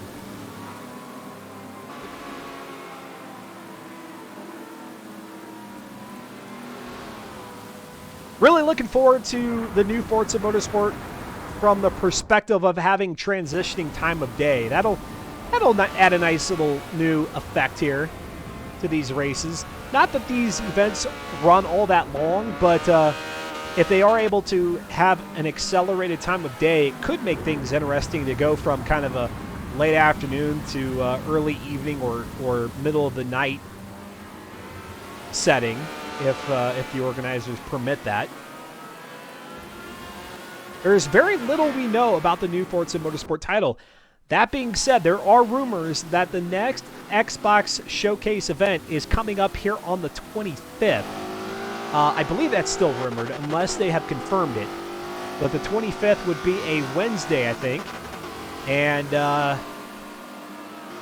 perhaps that showcase, if Forza Motorsport is indeed there as rumored with Turn 10 Studios, then we may start to learn a lot more about what to expect. I mean, we've seen there were some in-depth looks at physics and graphics and stuff like that with ray tracing, but really getting into the meat and potatoes of the vehicle roster, of lobby configurations, of vehicle customization, tuning. We've already heard that there are different tire compounds that can be placed on the vehicle. So how organizers like the Forza Spec Racing Series can, dictate whether people have to change tires or what tire compound they must use. Already they do that. They can select they are given the opportunity to select a compound, but perhaps moving forward they'll be able to implement race strategies that require you to have a soft tire compound and a hard tire compound in the span of one race, forcing pit stops, forcing strategy. Perhaps setting how much fuel you have in your tank that allows you to alleviate the amount of weight in your vehicle. Perhaps having a ballast. I don't think that ballast has been anything that's been mentioned up to this point yet, but it would be nice to have that. Gran Turismo, that's something that's been in Gran Turismo for quite some time now, and really just adds or enables organizers like those here in FM4 to just be a lot more creative with these events, forcing a lot more strategy. Because right now in Forza Motorsport 7, obviously driving technique and skill are tops. That's the best strategy that you can hone as a driver, is just being really good at driving. But then if you're able to throw in a few more elements that may be a bit of a wrench in the plan, that can make the racing that much more exciting, that much more competitive. So we'll see. We shall see. If things go right, at least the last time we received an update, they said spring 2023. So what would that be? Anytime between, what, March and May? What are the chances that they push that back? Well, that's always possible. There's been a couple of times, I think 2 times, that a Forza Motorsport title has been delayed. But this is the first time that the developers have had as much time as they've had between 2 games to create the next one. Here comes Cratrim now up toward the start-finish line in 4th position. No change up front right now. Oops Arena, after about lap 4 or so, was able to reclaim the top spot and now has established quite the lead here on LS Subaru. Really, our best battle out on the track is the battle for second between LS Subaru and AMS Storm. AMS Storm was much closer to the back bumper of Subaru earlier on in the race, but LS Subaru got passed and apparently took that personally. Got passed by Oofs Arena. Is like, okay, I will not be passed again. The new Forza Motorsport releases the same week of XFL. That could be a cool week.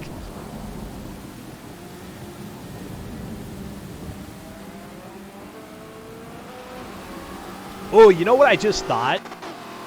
Because EA Sports is just down bad on Madden right now. Like, they just continue to get beat up with their QA and just quality issues overall.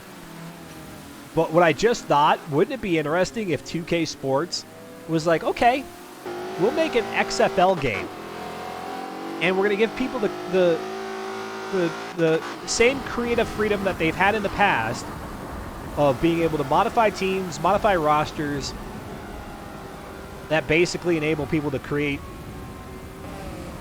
NFL within an XFL game. Wouldn't that be crazy? Wouldn't that really grind EA Sports' gears and get them thinking differently?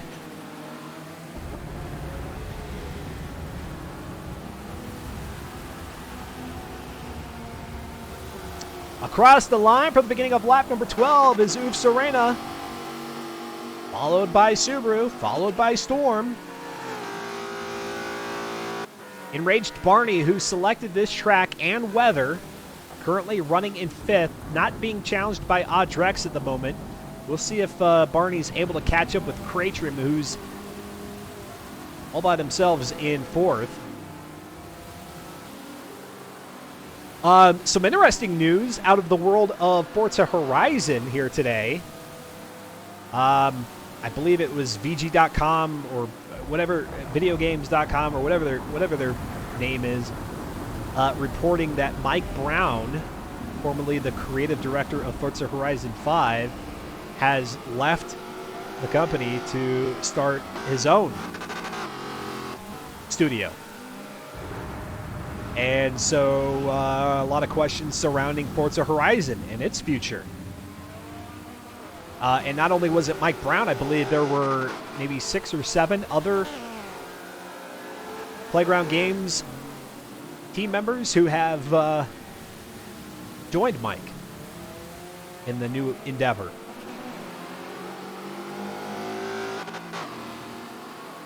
A stadium customization option that looks very similar to Gillette. Yeah.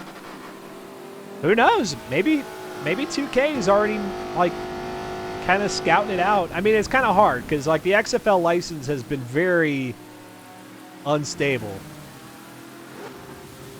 Very unpredictable. Barring another pandemic, I guess they should be able to get a season in, but we'll see how successful that is.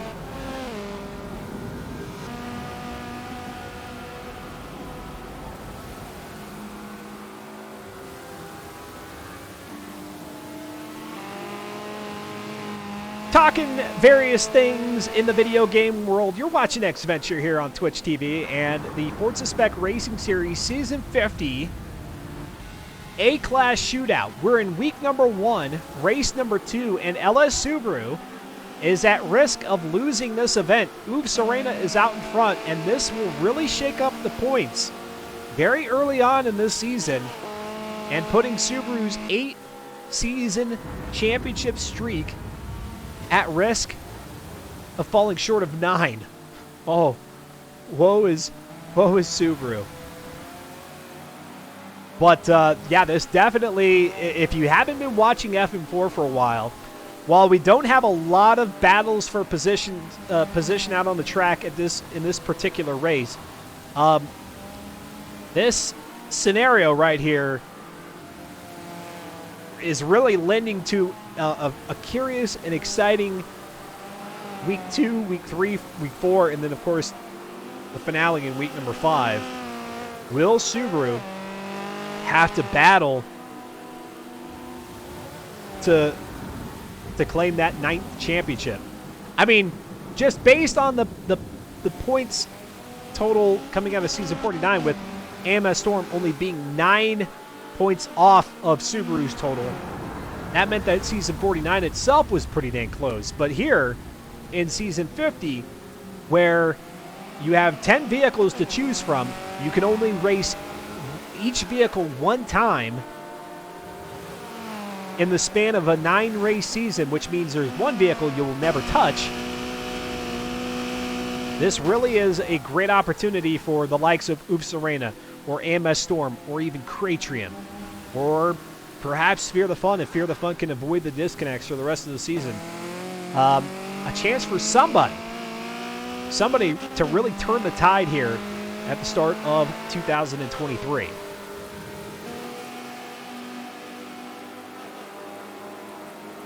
So kind of uneventful at the moment, but what's shaping up here is very, very interesting.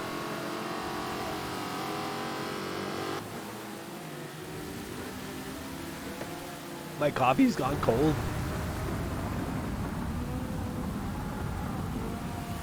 Across the line goes Uve Serena. 1 lap to go here of 14. 15th lap is a non-competitive lap, non-racing lap, so don't worry about that. This is, in fact, the final lap. We're going to stay right here. AMS Storm does seem to be closing the gap slightly, but that is a big gap to begin with here, so whether or not AMS Storm can even contest Subaru for second still is very uncertain. Behind AMS Storm is Cratrium in 4th, all by himself.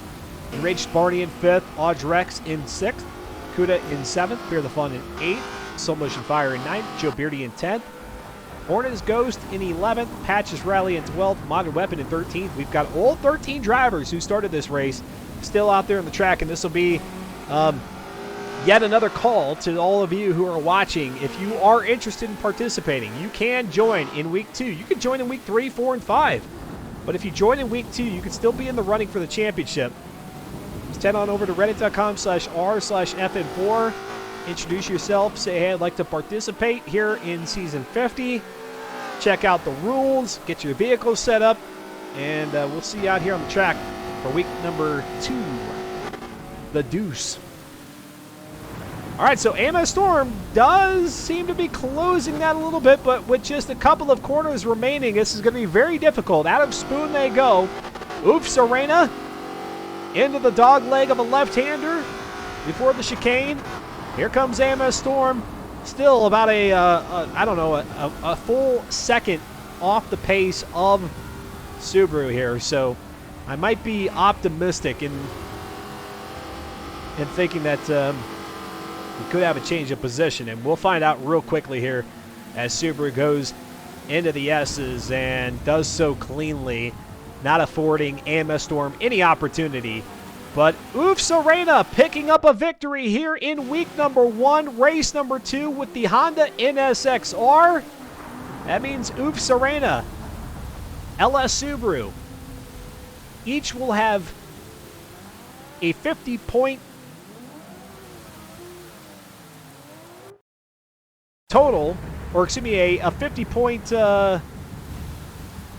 tally to their name here in week number 1. Well, they each get a 50-point amount for the victories that they have, plus the other points that they've earned in their non-victorious events. And then Krejcim again finishing in... Well, actually, Krejcim did finish in 3rd the previous race, getting around Oof Serena in the final few feet of the race. But in this case, it's Oof Serena who's on top and in front of Krejcim. Alrighty, I'm going to take note of our drivers' finishing positions. I'll run some ads. You won't miss anything. We'll come back. We'll talk to a few of our drivers in the driver's spotlight. We'll preview what's ahead in week number 2. We'll talk about what's to come here on the channel before next Tuesday. And then we'll say our goodbyes for the evening. Sad. It's so sad. Can we just race for the entirety? All night? All day? I'm Dustin Moore. You're watching the Forza Spec Racing Series here on Twitch TV. Be right back.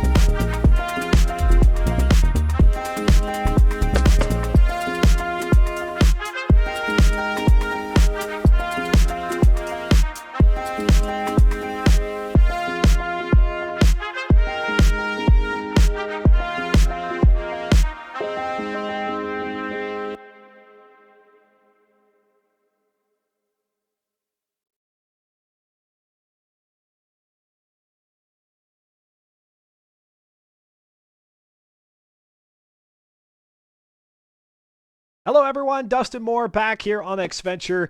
Lots of dancing emotes there in the chat. Thank you all very much for doing the spam thing. I love it. We'll have to come up with some other like traditions or things that we do here on purpose in the chat or elsewhere. I don't know. We'll figure out something.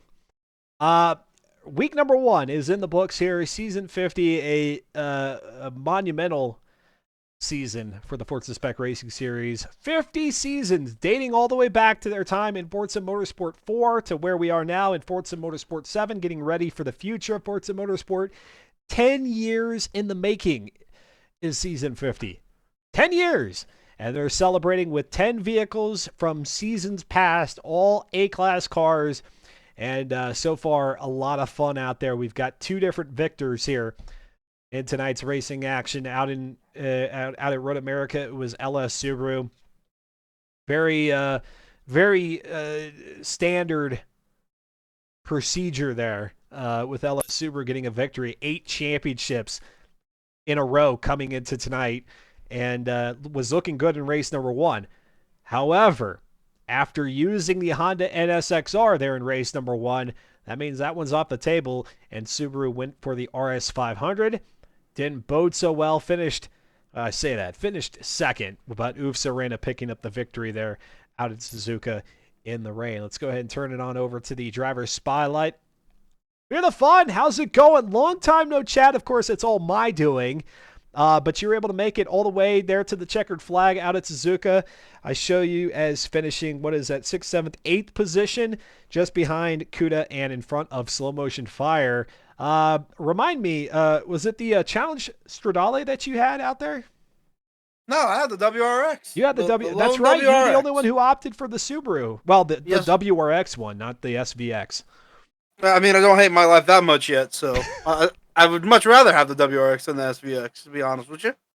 Perhaps what your hardware needs, your AMD hardware needs, are just races that are in the rain. No, not races in the rain. It just needs to work.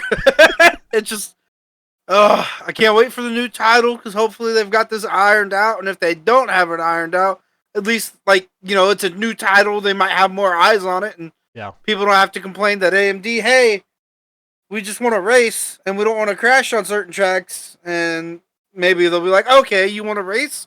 We'll make sure that you don't crash on certain tracks. No. Just seems like something that would happen, you know? Okay, well, we'll see. Fingers crossed, knock on wood, every possible thing that we can think of for goodwill and luck for you here with the new title. We're talking with Fear the Fun in the driver's spotlight here at the conclusion of week number 1. You are one of the organizers. By the way, ATT Douglas 1, thank you so much for the follow. Greatly appreciate that. Sorry, my alerts are not working here tonight. I'll get that fixed before next week. Fear the Fun, you being on the organizing side, usually you have to prep things going into each season, and by that I mean you have to help with putting together the build for these cars. But here in season 50, you guys are celebrating years past, and these builds are already ready to go. So, what did you do all off season? I slept. I just enjoyed what I had, and I turned the big 29, so I will be 30 this year. Oh, look at you! So I'm not looking forward to that, but it's a good time off, good break needed. I still have a few years before 29. I'm good. Well. You're just rubbing it in there, making me feel old, eh? I wish. That being said, was this your idea? Was this your doing? Or was this kind of like a group consensus of, hey, maybe we should pay tribute to all those years past, and what better way than select a single class and then 10 cars and allow people to choose? Where did that idea come from? I think it came from CT, to be honest with you. I don't want to take anybody's fire flame idea, whatever you want to call it. Yeah. It definitely wasn't me. But it was either CT or a mix of CT, modern, and slow. Okay. I don't think I had anything to deal with it. But, I could be wrong. I could have been the mastermind, and I'm just not taking the credit for it. I have no idea. Okay, so you had the Subaru WRX. Remind me, what did you have in race number 1? The BMW M2, but I DC'd on lap 2. Okay. The BMW, which, as we learned from Enraged Barney, had fuel concerns out at Road America, so he was having to conserve fuel toward the end. What is your approach here to season 50? Are you trying to knock out all the vehicles that are your least favorite up front, and then come in with the cars that you're stronger with toward the end, or are you just kind of approaching this from race to race? Well, I knew that I was probably going to crash at Road America because I almost always crash at Road America. And then next week, I know I crash at Daytona, and sometimes I crash at Lime Rock. So just 2 throwaway weeks necessarily. Hopefully the final 3 weeks are pretty solid smooth. I haven't crashed on any of those tracks that I know of anyways, and put together my better cars on the better tracks and hopefully try to squeak out a win. Okay. It'd be nice to get one. You know, I'm holding on to the Aston Martin because that's the last car I want to race in and all that good stuff. So, yeah, that was. I reminded my viewers that was one of the first few. I don't think it was the first. I think the Fiat, and I can't remember the model name. The X195. The X19. Yeah, there you go. I think that was the first season that I commentated for FM4, and then the Aston Martin was shortly thereafter. Very memorable season for me. I mean, that was really good competition. So the fact that you're saving that vehicle is no surprise to me. God, how long has it been? 3-4 years now since we ran that. I'll say 3. I don't think I've done a full 4 years with y'all, but I think 3. So we'll say 3 and a bit. Yeah. Yeah, man, it's that makes me feel a long time since I won because I haven't won since Prague in the Aston Martin. So lucky for you, obviously you've been with FM4 for a long time. So did you already have these cars in their previous configurations, or did you delete them at some point and then you're having to rebuild them all over again? All the cars we raced in Forza 7 I didn't, or not all of them. Yeah. Most of the cars we had in Forza 7. Some of the cars, I didn't have any of the cars in Forza 6. I had to build the TVR, the Honda, the Beetle, the SVX, and I think that's it, but I'm not positive. Okay. But I did, like, I had a few in between seasons where I didn't race before you came on in the X19 season. I think the X19 was after the Datsun 510s, but I could be wrong. The Renaults can be after or before the Datsun 510, or before the X19s. Okay. Datsun, yeah. I do remember the Datsun. God. Yeah, it was a good car. I loved it, man. I had another question and I've completely forgotten it. I know what it was, because again, you are one of the long-standing veterans of FM4. I asked you about, like, you know, if you had to keep the builds or if they were already done for you. But what vehicle of the 10 then may have brought up bad memories, if any? What was that? I didn't race the SVX, so I can't say that one. I didn't hate any of the A-Class cars, really. Maybe, if there's 2 I disliked, it was the RS4 or a 500 and the M2. But the funny thing is as you go along, you learn how to tune better, you learn how to get better, right? Yeah. So I've gone back. I haven't changed the car builds, but I've gone back after those seasons have ended, and I've tuned those cars to what my knowledge is now, and I've made them better. That's why I chose the M2 for Road America, even though I crashed, is because it was a fast car, and I had figured out that tune to where it wasn't so bad anymore. Gotcha. Okay. Very cool. Well, hey, Fear, I know rough start to things here in week 1 with the DCs, but you're able to finish that race there at Suzuka, and hopefully that'll continue. I know you said that you're prognosticating that you'll have more crashes in your future, but hopefully that's not the case. And well done with what you guys have put together here to celebrate with season 50. I really enjoy it. It's a great one to come back for me on the commentate. It makes things that much more exciting, and look forward to seeing how things go here in 2023 with y'all. Yeah, we miss you, man. We really wanted you to hear for that Ford, but we understand you had things going on and real life stuff going on, and nobody blames you for taking some time off. Everybody should take some time off. I just couldn't stand watching another championship by Subaru, so I'm very hopeful that that's not the case this season. This might be the one time he gets challenged because, like every car's a little bit different. You got the Ferrari, you got the Honda. People are going to sleep on the Subaru, or not the Subaru, the Volkswagen Scirocco. Uh-huh.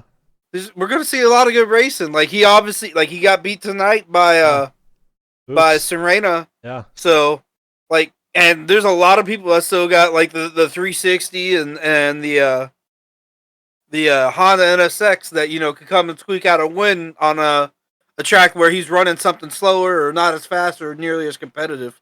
So there's a lot of chance for something different. Okay.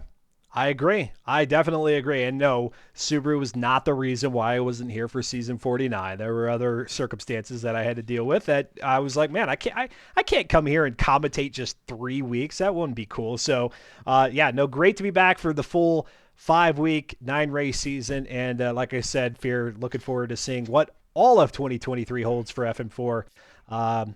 So looking forward to celebrating that with y'all here. This 10th season that FM4 has been around. Did you just say 10th season? 10th? You guys have been around for the series has been around for 10 years. Oh God, man! Don't make me feel that old. I was in high school 10 years ago. That's insane. It's insane. Ugh. All right, Fair. Have yourself a great week, and we'll probably chat again next week, I'm sure. All right, yes, sir. We'll talk to you next week. Have a good one. Thank you. You too. Nice. All right, LS Subaru.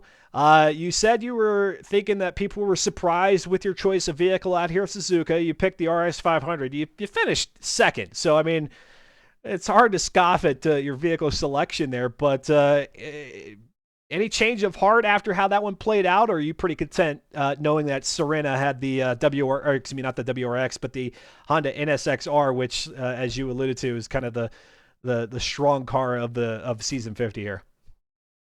Yeah, I'm happy with the result that I got. This was seeing how close Serena was in qualifying with the Honda. Mm-hmm. I kind of had a feeling that that second place was going to be the best finishing position for me in the Ford.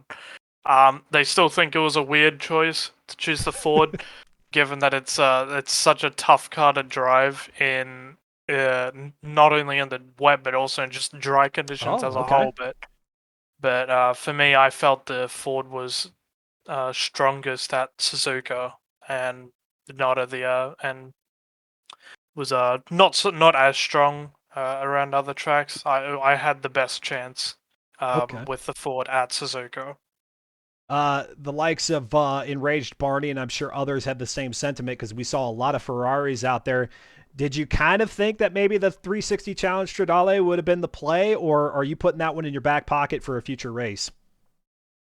I can see why they chose the Ferrari for the Suzuka, given that it's quite a forgiving car to drive. It has a lot of rear end grip, so you're going to be having more times understeering than you would oversteering, especially even in the rain. But yeah, I haven't used the Ferrari yet. You might see me use it in a future race, but we'll have to see.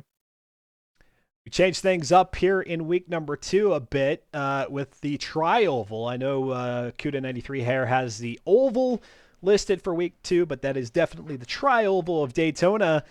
How are you around tri-ovals? I'm trying to remember how many times we might have seen you out at Daytona here in FM4. Not often do we get out to the tri-oval. Most of the times it's the road course, but what are you thinking there? It'll be an interesting race. I think there will be a lot of people using the same car because we all have an idea that we all know that it's for this track specifically, it's going to be chosen between 1 or 2 cars because everything else just can't keep up in terms of top speed to the 2 cars that we'll be most likely seeing for this for the Daytona race. The big question with that one, does LS Subaru bust out a racing wheel at Daytona? I don't have a racing wheel. No racing I don't wheel. have the money for that sort of equipment. All on the sticks. I can appreciate that. That's good stuff. Do you think that little bit of kind of, and I don't know, I say the slapstick because I'm just not that controlled on the thumbstick when I'm racing at ovals or tri-ovals. But do you kind of have it down pretty good where you're able to keep that turning very consistent without having to slap your wheels to keep you into the corner? Yeah, I'm fairly confident in my abilities at being able to like smooth steer and all that. Smooth steering is my like my only driving style, I suppose. Mhm. Or at least my main driving style in racing games. So I feel like I should be fine in that area. I just need to tune the car a little bit more because the car that I'm choosing is really unstable at high speed. So I need to kind of sort that out before the next week starts. Okay. Okay. And last question for you here. LS Subaru in the driver's spotlight, getting the victory out at Road America and then dropping back to second out at Suzuka. Um, Subaru, gosh, what was, Soul Motion Fire had alluded to it earlier, or at least when I spoke with him. We haven't spoken with Soul Motion Fire here on the stream, but I did before the season. And Slow said that, hey, there are some vehicles that you got to be watchful for in terms of fuel. So, how much consideration has that played into your car selection up to this point and going into week number 2? Or is that something that you're still having to work out in terms of what vehicles are going to require pit strategy? Uh, the only the only time I've ever had to consider tires and fuel is for the last 2 races, actually, the Okay. Nürburgring Nordschleife and the endurance race at Coda. Um, yeah, we've discovered that the BMW M2 is not really good on fuel economy. But as for the other cars, I don't know. I already have all my cars pre-selected, or I've already decided on what cars I'm going to be using for each race leading up to the end of the season. So Yep. I have everything thought out. Hopefully hopefully it all works out for me in the end, but we'll have to see. Gotcha. And with Oof Serena picking up the victory here in race number 2, that means the elusive Golden Broom. I have to hold off on that for another season for you to win all 9 races. Yeah, I kind of knew that coming into this season that the Yeah. Golden Broom, like my chances of getting it are going to be little to none, Yeah. given given that, well, if I use the strongest car in one race, someone's going to use it in another race, and that's pretty Yep. much going to guarantee my loss. So Sure. it's fine. I'll just have to try again another season, I guess. We'll see if Subaru can go sweeping another time here in FM4. Great chatting with you both times here at the end of race 1 and race 2, and of course, it's you're as predictable. You're more predictable than the weather. That's for sure. That we'll see you in week number 2, and no doubt that folks will be rooting you on there in the chat. Good chatting with you, Subaru. Thank you. All right. Oh, and actually, I do see here real quickly in the driver's spotlight, Slow Motion Fire has shown up, and Slow Motion Fire is this everything and more that you had hoped for in celebrating season 50, giving drivers 10 cars to select from, and just kind of seeing how much of an impact that has in the final standings of each race, even though we've only done 2 thus far. Oh yeah, this has been a lot of fun in the background, hearing all the chatter from everybody, what their strategy is, why Yeah. they're choosing each car, and then watching as it all goes awry and falls apart during the race. I can appreciate. I said this earlier during I think it was the second race. Doing something different here for this season, really marking it as a milestone in the league. But man, for some drivers, well, actually for all of y'all, it's a pretty hefty task. Like there's a lot of prep now that has to go in on 9 vehicles versus 1, from a livery standpoint, from a tuning standpoint, from just choosing which vehicle you're going to go with. Really putting the workload on these folks. Yeah, there's no way we would have set this up under the normal time scale. So we took advantage of the big Christmas break to True. give everybody plenty of time to get all this stuff built and tested. And it just dawned on me as we were going into race 2, coming out of qualifying at Suzuka, the Honda NSX R seems to have a little bit of a leg up. And Barney reminded me it's because that vehicle came from a previous title, that configuration actually brings it up to S708. So at some point, y'all decided, hey, nope, that was the setup it had in the past. We're going to stick with that. It gives drivers a little bit of a leg up, but hey, they can only use the car once, so we're gonna let it stand. Yeah, the NSX and the Beetle were two that came over Oh, from FM6 changes. The Beetle, we didn't have as wide a tire to put under it, which is why it's down on PI compared to when we ran it in interesting. its season. So, but everything else came over pretty much 1-to-1. So we just kind of left it as it is. Figured it'd just add more to the chaos and confusion if there were two outliers there. And now to bring it around to your specific performance here this evening, it looked like you were at the back of the pack there at Road America, maybe having a tough time in that first race. But it looks like you finished in what is that ninth position behind Fear out at Suzuka. Yeah, 10th at Road America and 9th at Okay. Suzuka. I would have liked to done a little bit better there, but I just didn't have the pace tonight for whatever reason. Yeah. So I can't complain too much about Suzuka. Ran a pretty clean race there, kind of minimized the accidents. So that went about as well as I'd hoped for, but I was hoping to be a little quicker around Road America. Okay. Um, the NSX-R, obviously, we just talked about it and kind of the distinct advantage that brings to the table. Is there any car that you think, maybe it's the VW, which you just mentioned, comes in a little bit below, any car that has a distinct disadvantage here in Season 50? The Beetle is kind of the one that people are shying away from. It has acceleration for days, but the top speed just isn't there. And it's going to take some tuning work to get it under control. And the other one I see people shying away from is the Scirocco, just because it's front wheel drive. So there's a lot of people that don't really like front wheel drive, so they're avoiding that for that reason. Okay. Um, Yeah, I think you saw tonight at Road America, the M2 yep. tends to be thirsty. So you got to plan your strategy around that. Well, you have to plan your strategy, or you could do like Enraged Barney and blame everybody else for not telling you about the fuel situation. Well, we'd talked about it several times. He just must not have been there for the conversations. Not been there, not listening, one of the two. Yeah, something. We're looking at the schedule now. The viewers are a very interesting one there. Week number 4, you've got the Nürburgring GP, followed by the Nordschleife. And you guys, I feel like in the past, the times you guys have run the Green Hell, it's been maybe a max of like 2 or possibly 3 laps. But here y'all are in A-class cars going to do 4. Yeah, and that's kind of another one people are trying to choose specific cars for.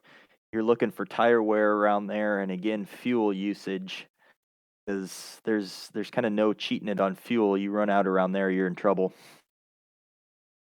And then last one for you, Fear of the Fun and I were kind of reminiscing on the fun that was season 25 with the V8 Vantage Aston Martin. What vehicle are you looking at here in season 50 and kind of brings back some really cool fond memories for you? The Aston was Yeah. definitely one that I liked as well. That was a fun season. And then the other one I'm looking forward to running again, even though it's kind of a handful, is the Cosworth, the Ford. Oh, yeah. Yep.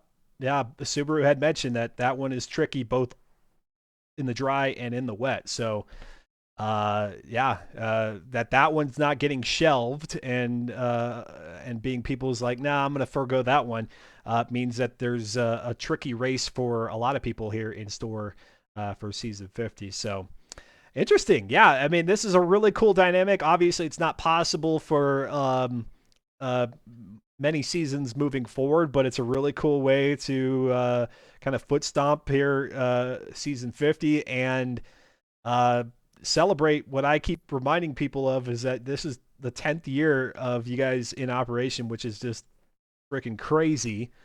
But I think it's the start of what could be a very cool 2023. Yeah, this is definitely a format here that, given the opportunity, we'd like to run again. So I don't know the next time we'll see it, but Yeah. given a chance, I think we'll break this one out again. Okay. All righty. There you go. You heard it from the man himself that helps make sure that this happens season in, season out, Slow Motion Fire. And if you are interested, head on over to reddit.com/r/FM4. We certainly had room on the grid here tonight. And that way, if you want to join in week 2, 3, 4, or 5, all you got to do is raise your hand, introduce yourself, and say, hey, I'd like to participate and get registered. And then get out here on the track. So much fire. Great chatting with you. Great start to season 50. Glad to be back. And like I said, thrilled to see what 2023 has in store for FM4, not only this season, but those to come. Yeah, it's great to have you back in the booth, Dustin. Woohoo. You do an excellent job. I'm trying. And yeah, like I said, can't thank you enough for that. It's my pleasure. It's a cool part it's a cool thing to be a part of here in FM4. So my pleasure is all mine. Thank you very much. We'll see you next Tuesday. See ya. Have a good one. Thanks, you too. All right, folks, that brings us to the end of the evening. A million thank yous to everybody who tuned in. I know we had a larger contingent of people that were tuning in up front. Hopefully, we've convinced some of you to come on back, maybe get out on the track for yourself. By the way, T-Phrase, I'm not ignoring you. Let me turn my attention to the chat real quick to say, T-Phrase, great to hear from you. He says, I hate to miss the action, but I'm deep in wedding planning conversations. Congratulations, T-Phrase.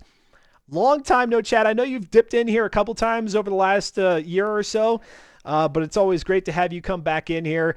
I may come back for just one race, just for the Aston Martin. That thing was a beast. Very cool. With the Cole Trickle livery. There you go. Bring it on. Make it happen. Love to see you out here on the track. And, of course, possibly get you on the mic for an interview if you've got the time. But that would be fan-flippin-tastic. Everybody else who's tuned in here for the evening, much appreciated. I truly am excited for what's in store here for 2023. I don't think I can overstate how much of a bump in community activity, not only here for FM4, but all the leagues across the community, and just the activity in general is, I think, going to spike here in the next few months with the new title releasing. So get involved now if you can. If you just want to watch, well, then buckle in and sit back and enjoy the ride, because I feel like this year is going to be kind of a real high point for the stream. Obviously, FM4 is doing its thing, and it has been for many, many years, and it's going to continue to succeed in providing the great racing action. But I think what we'll be able to all experience here collectively on the channel is something that's going to be a whole heck of a lot of fun. So again, if you aren't yet following, click that follow button. Makes it easier for you to find the channel moving forward. I'll be in your live channel section here on Twitch. And that way you're just a click away from jumping into the action. More content to come. Not all of it is Forza Spec Racing Series or even Forza Motorsport 7 related, but on Friday I will be jumping into American Truck Simulator starting at 6 p.m. Eastern Time. We'll do that for a few hours, doing some deliveries in ATS. We did a little bit of that here this past Sunday after I finished up Titanfall 2, the campaign there. And the next storyline Sunday game is going to be Rise, Son of Rome. You see it there on the slate. Looking forward to that one. That'll be a quick playthrough as well. We'll have it this Sunday, the following Sunday for a couple of hours. And then we'll have Hunt Down, and then we'll jump into Mafia, the definitive edition, on February the 12th. So all kinds of content on this channel. Of course, as we get to the new Forza Motorsport title, that may change. We're very Forza heavy here through the mid part of the year. But while I can throw some variety into the mix at the beginning part of the year, I will certainly do that, and hope you will join me. Y'all take care. Have a lovely rest of your week. Be happy, be healthy, be kind to one another. Hope to see you next Tuesday right here on Xventure for week number 2. Until then, y'all take care. Goodbye.